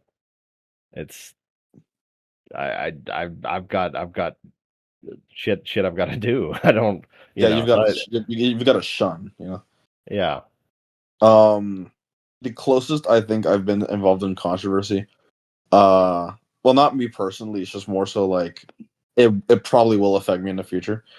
Some of the people I've interviewed here are slightly controversial, but we can get past that because again, safe space. But I think the closest that I will get in trouble for is he's not in the server anymore, but I interviewed this guy, and you can watch that video too. Or I interviewed this guy named Just a Robot, and I interviewed him like fuck, dude, 2024. Jesus Christ. Um, why are we? Why is it 2026? You know what I'm saying? Like, why is it 2020? But yeah, I interviewed Just a Robot. It was my shortest interview too, which ill. But basically, blah blah. I interviewed a couple more people after that, and occasionally he would like.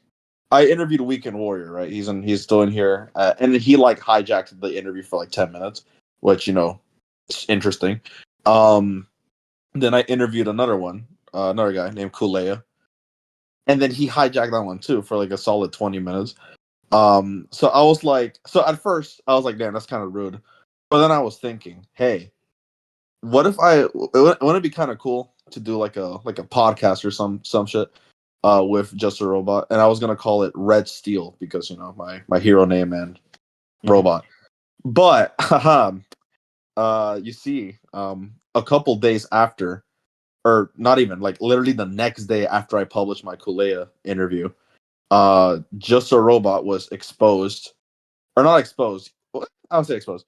He was exposed for defending a woman pedophile. Oh. So yeah, it's not that big drama, so you're probably not gonna know any of this, but yeah, he basically, it was some artist named Cindy Bear. She got caught texting, sending pornography to minors. Oh, And geez. yeah, and he made a video basically defending her, trying to be like, no, the accusations are false, even though the proof was there. And then some streamer, you might know him, named Chud Logic, kind of like just uncovered that Just a Robot would have calls with Cindy Bear, so that already made him a extremely bad, like, biased. You know what I'm saying? Mm-hmm. And the reason why, now, even though I technically wasn't involved, um, it was kind of discovered that Just a Robot only followed like 40 people at the time. Guess who was one of Okay. those 40? Guess who was Yeah, one of those yeah. 40 people? Okay. And so yeah, like, so there's that. And another thing is, yeah, the video that I interviewed him is still up. I'm not gonna take it down because it shows character. You know what I'm saying? Because it shows character. Well, that's I've gotten, like DMs, but people, like, they'll some artists that I follow, like on Twitter, like, so they'll see that I'm a person who follow, and they post some edgy shit, and so I'll get a DM like, I can't believe you're still following them. All right. And it's like, I mean, there's edgy. I mean, edgy stuff is normal. I mean, of course, as yeah, long as you don't follow nothing like, like illegal. Like, I'm talking, well, yeah. like, I don't know if you know on Twitter, or sorry, X.com. Ooh, sorry. Uh, the Atomic Psycho. I don't know if you follow him. Let me see if I can recognize him. Atomic.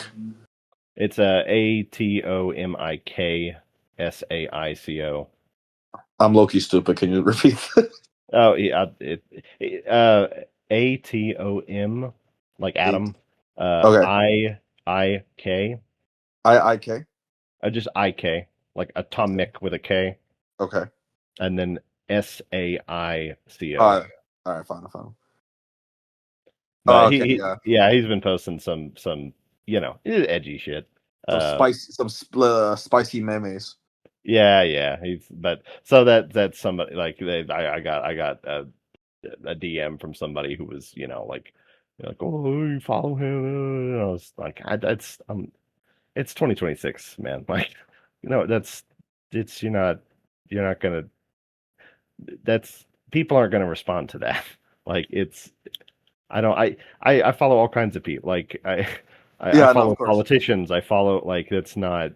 I'm not like retweeting the shit. I'm not. So No. Yeah. that's I do get why, like, oh, it's, that person's in your. It's like, no, that's.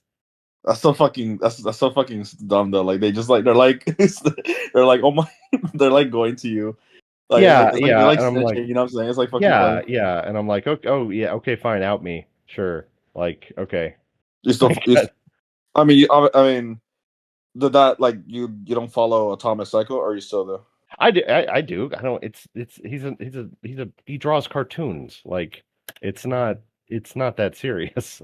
Like Yeah, no. he draws all kinds of bullshit. It's yeah. It just. But I get that it's somebody they'll go like, oh, well, you follow this person, so that And means that and they like kill you, and then they you know what I'm saying, like well, um they just I mean I think in their mind they're yeah I I don't know I don't I've never done that I've never felt the need to police the yeah, no, you know that's perfectly valid. That's perfectly valid. yeah so I don't know But why they're doing it, but I'm like that's not I but that's to me that's not that's who like somebody else is following on Twitter is not a major battle I care about. yeah, of course.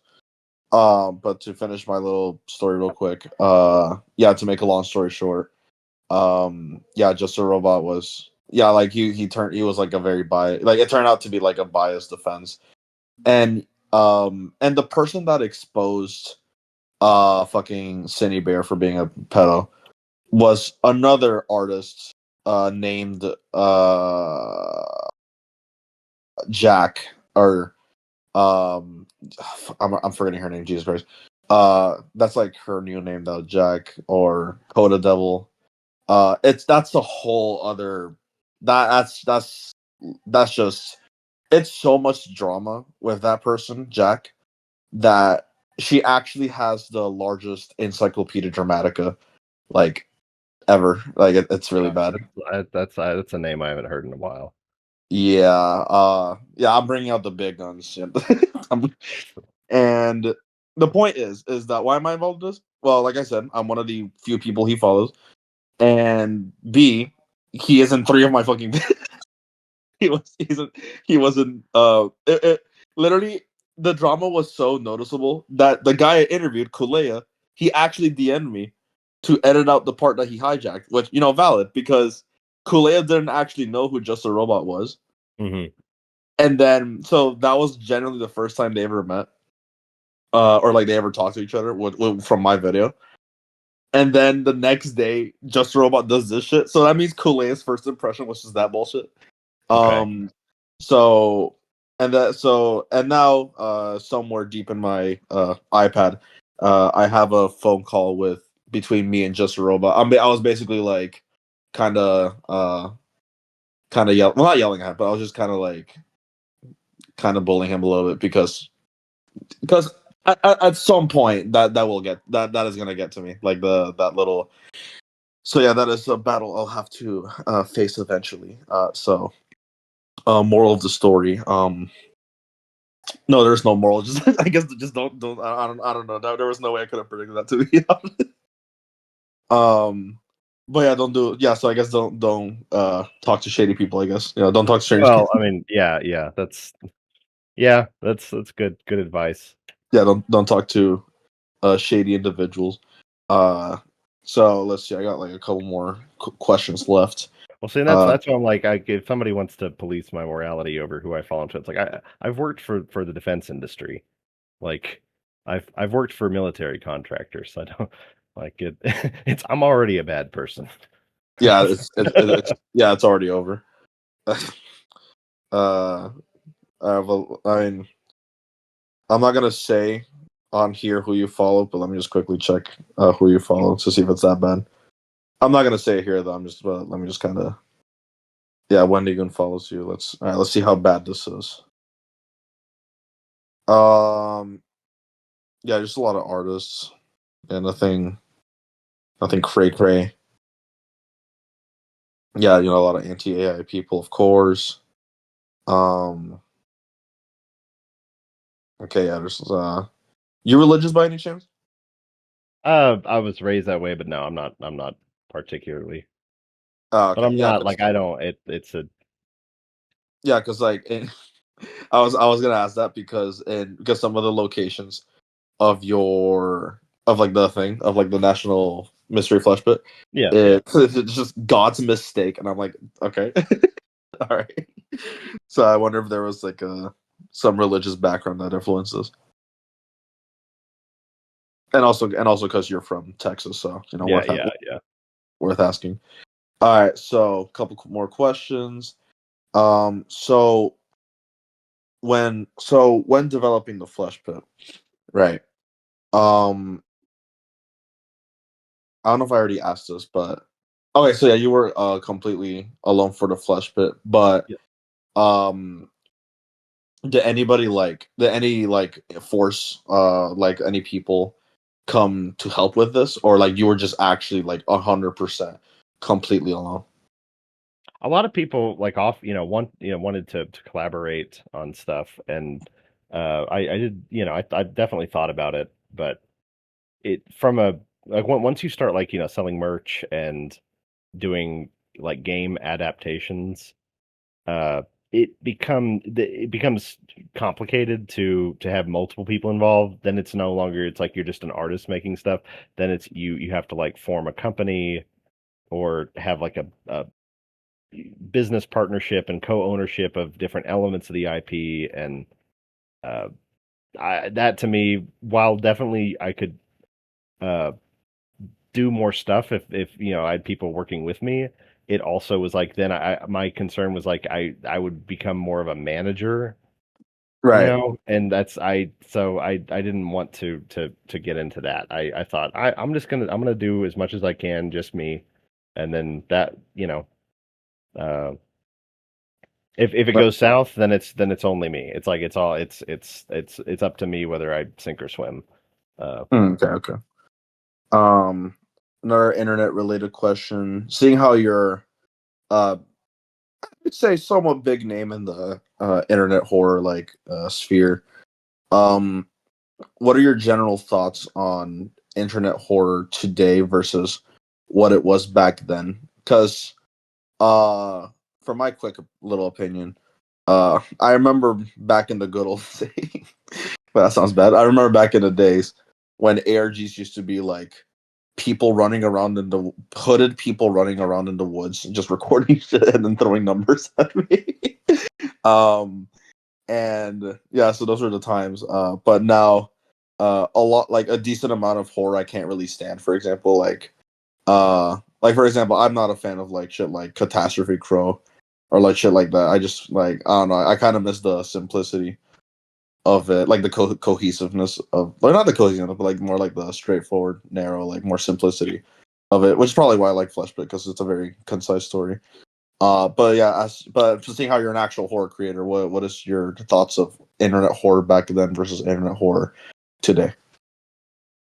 I think, well, I think before I say anything, I mean, different things for different people.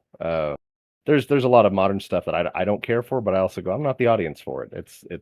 There's lots of people who do like it, and so if I like it or not doesn't really matter.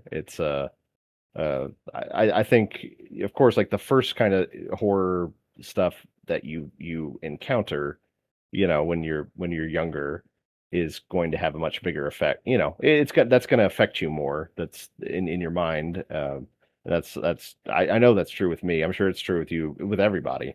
So stuff from when we were younger is going to seem, like, oh, it was better in this. So that's my disclaimer on any of my comments. Okay. But I would say that it's definitely a more commercial now, but in like how everything is. I the things that I remember, some of the earliest internet horror stuff that I really enjoyed. It was there were no names attached to it. There was no merchandise. There was no like brand synergy with it. It was like uh just a weird GeoCities Right. website uh about, or it was just some anonymous, post on the X board on 4chan that was just like a very, spooky, interesting kind of original story that was just no you didn't know anything about who made it or where it came from. That sort of added to the mystique of it. Right. And a lot of it wasn't like the horror came from things like one of a great example, if you have you heard of Ted's Caving Page? Oh yeah, yeah, I know that classic. Yeah, Ted or what? Ted the Caver. Yeah, so Ted. Yeah, that's a great one, and it's like that. It's internet horror, but very nothing about it has much to do with the internet. It's just the internet's just a place where it's hosted. Uh, and so I think there's this thing now with a lot of horror, a lot of bandwagon stuff. It's like they will jump on the success of some other property, and so stuff becomes I don't know what I'm trying to think of a good word. It was sort of incestuous. It's things that are uh, inspired by things that were inspired by all the same kind of stuff. So things become like you mentioned stuff now. A lot of it seems to be incohesive, um, and I think because a lot of these projects start primarily with the entire point of it is to be commercial, is to sell merch, to sell stuff, to make money. Um, which, like me, that's the flesh pit is 100% that. Like that's is Right. absolutely a money making thing. But it's like that's not that's I started it. It's just a fun because just, uh, love of the game. Uh, and I'd be even if I wasn't making money from any of this, like I'd still be making spooky stuff because it's fun to do. I enjoy making it, and Right. I don't I there are still things out there. I think it's just that the big commercial stuff. That's what everybody sees, and Yeah, like so that Matt Mandela or shit like that. yeah that every yeah. So there I'm sure there are plenty of like very high quality stuff that's still around. That is newer, but it just may not have the traction as the bigger things because it's not as colorful. It's not designed so specifically to uh, cater to, like the algorithms, Yeah. to be a short form video content. I don't know that like a TikTok or a YouTube short is like the best medium for uh, horror. It's like I Oh think yeah. it's and then that's But that's my artistic opinion. So that's but I and I yeah, and regarding that like colorful statement, like bright and colorful. There was this you're definitely gonna know this. A while ago, like okay, not even that while ago, like 2 years ago. There was this little series called The Painter. Um, and it was made by this guy named Urban Spook. Now, I uh, do I do recognize that name, Urban Spook. now I'm not a fan of the series itself because I do think the guy got a little bit carried away with like the descriptions, right? Like it's an allegory. Like you recognize some of the memes, fuck toy Corey, and I'm like, and then like some gory just got like you see that's all right. Yeah, he got it carried Mhm. away, but I do think a hot take of the day. If I become famous, hear me out. I do think that the Urban Spook's opinion on horror, I do kind of agree with him because uh, he expressed them in a very bashful way. Basically, these are his words.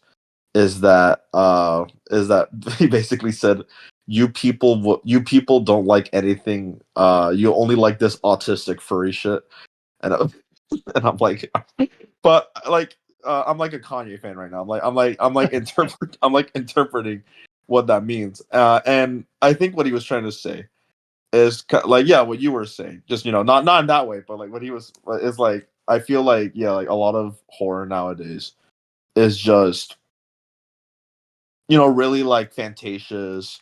I mean, you're an example of that as well, but like but at least you did it in like a unique and creative way. But a lot of like horror in general is like a lot of like a lot of analog horror specifically. It's just like a lot of like fantasia shit. Like Greylock is the worst example of this. Like it's just incoherent nonsense. It's like, oh shit, we got ghosts. Oh shit, there's something in the mountains. Oh shit, there's like an assassination. You know what I'm saying? It's just fucking like pick something, dog. Mm. Um and so yeah, like and don't even get me started on the back rooms. Like, oh my god. Yeah, well, see, I'm like that's the something like the Backrooms, I think it has potential. Like if somebody could come along and do something original with it, it has lots of potential to be cool. But you do end up seeing a lot of in many of these horror properties the same sort of thing. Um, but again, I think it's like who's the audience, and so uh, Yeah, yeah, but like as the painter was saying, or sorry, as Urban Spook was saying, one thing that kind of separates his series from other series is that the painter really is that simple of a story. It's about yeah, cops trying yeah. to catch this killer, and I feel like in a weird way, like yeah, I do think he did get carried away with the gore, but I do think people were kind of mad at him because it really was just that simple of a story. And I feel like nowadays people aren't used to that level of simplicity anymore. Like they want like these kind of or like sub like and don't get me wrong, I love subplots. It's like my favorite thing ever.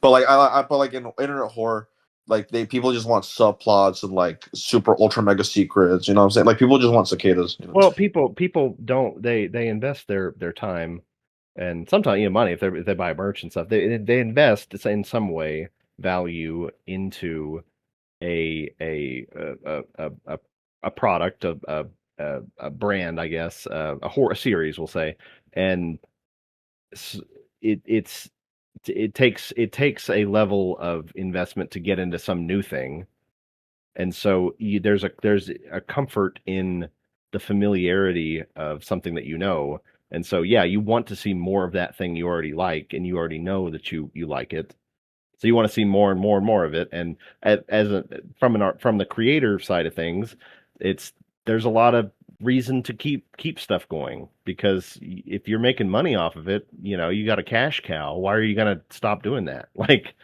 and so the tendency that I see, and this isn't unique to horror at all. This is like every media thing. It has this uh condition. I think it gets to a point where um it's you lose track of what the appeal of the original idea, because you stretch it so far beyond what it really, when it should have ended. It should have been this concise thing that was you know good. And but again, but if you're an artist and like you can make money doing it, it's like it's I totally, it was my thing about that. I'm going to end the flesh pit, but again, like if somebody wants to offer me a insane amount of money to keep going, like yeah, I'll do it, because like why not? That's Can't wait for the TV show that's inevitably going to happen in a couple years. Directed by Ryan Murphy. No, I'm kidding. No, I was kidding. No, no one is deserved of that curse. But like to kind of explain like the kind of horror I'm talking about back then. Does this does this story sound familiar to you? Do you know the channel Kept Here? say it again. Kept Here. Are you saying kept here, kept here, Kept Here. kept here? Yeah. Like Let me look. Uh,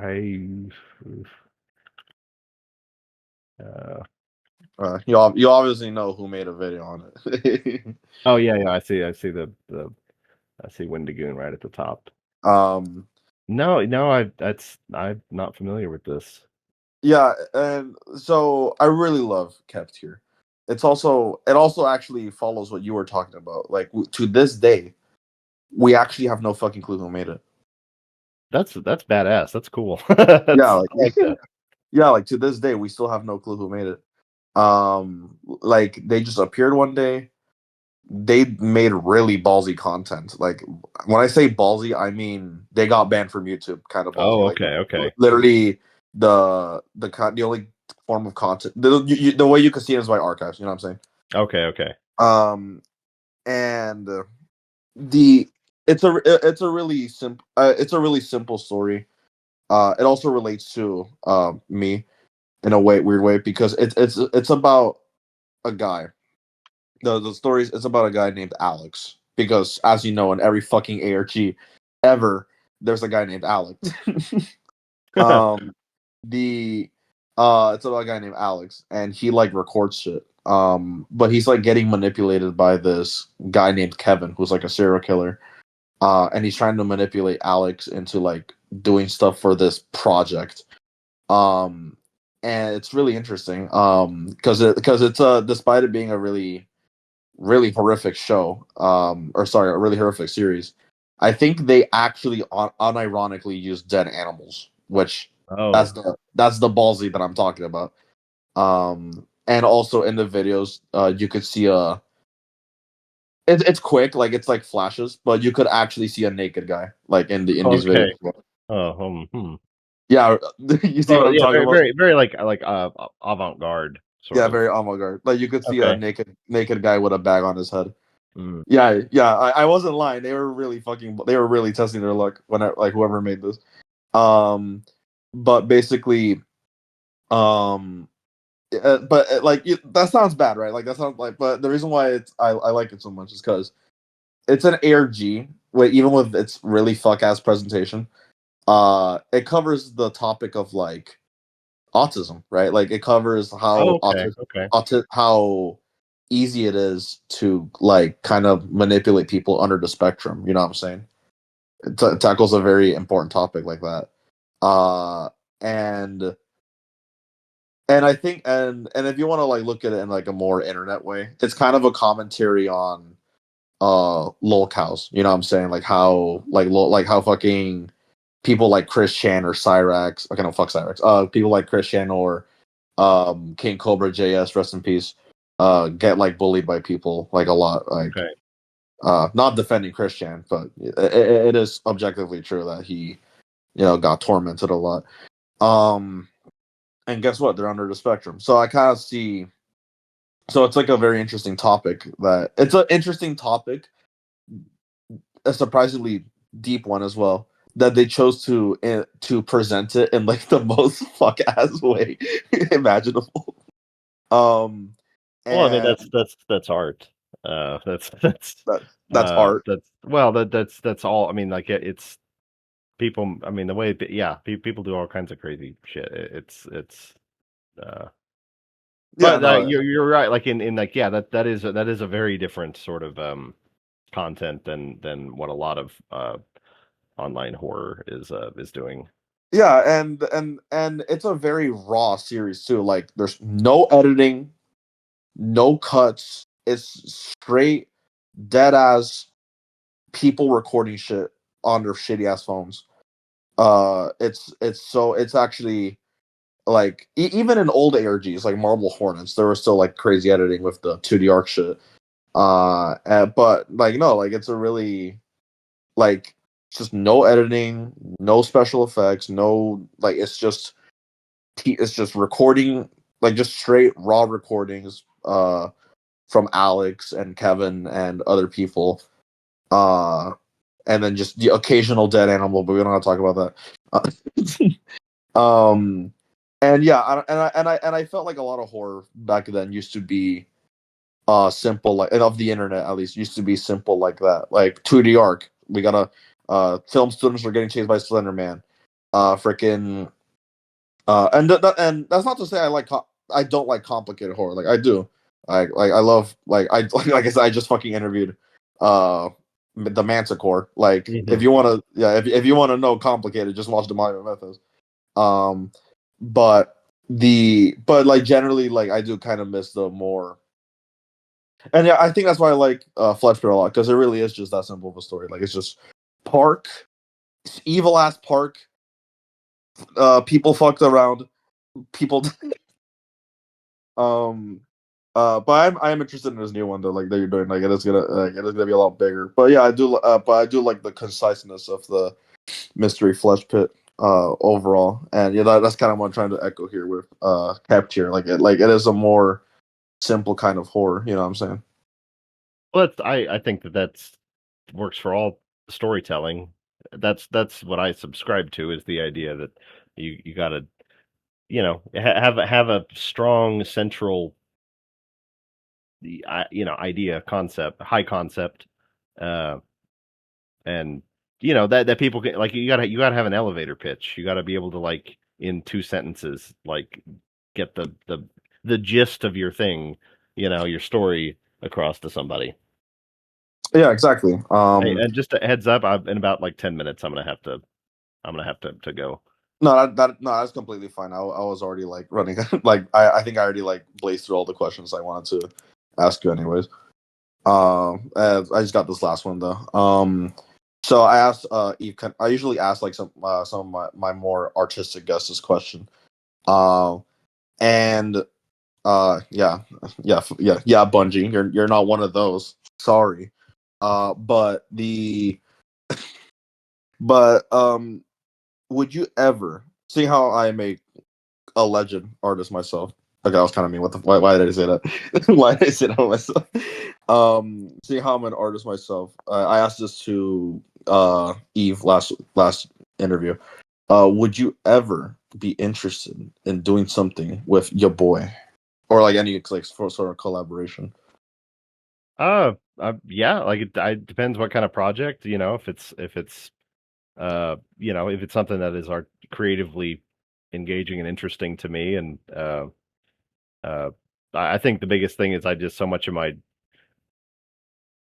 time is it's like there's other stuff, that's like if I work on something that's not somehow related to one of my projects, to make some cash. It's like I that's time I could be like with my kid, like hanging out with that, or doing something in my personal life. And so it's just it for me it's a time thing. It's if Don't but if, worry. but if it's not like a big time commitment, if it's something that would synergize with something else I'm doing, I'm open to it. It just entirely depends on what it is and how long the time commitment would be.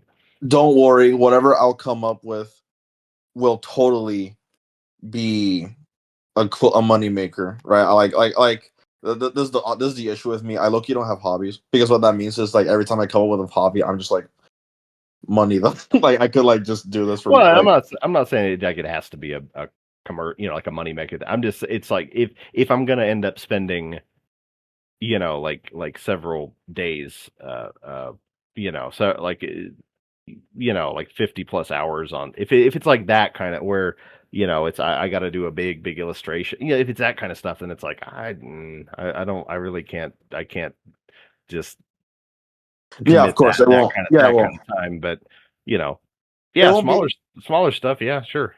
Yeah, it won't be the now, of course. But I'm just asking as a general question because Yeah, yeah, I'm with yeah. yeah, because A, I love your work, and B, Well, thank you. I am of course trying to become super mega artist here myself. So it's good to have I mean, like hey, keep grinding, man. That's I respect the hustle. uh and yeah, so just one more thing before uh I boot you off the Yeah. nest. Let me just send you my book. I do this with all my guests, even the commentary channels. I'm plugging. Let me just send you my book real quick. Yeah, I can even find it on Google. I'm so cool. I'm cool like that. Um. Uh. Where are you? Why did I lose you? I hear. I sent it to your DMs. Yeah. Okay. Look at that.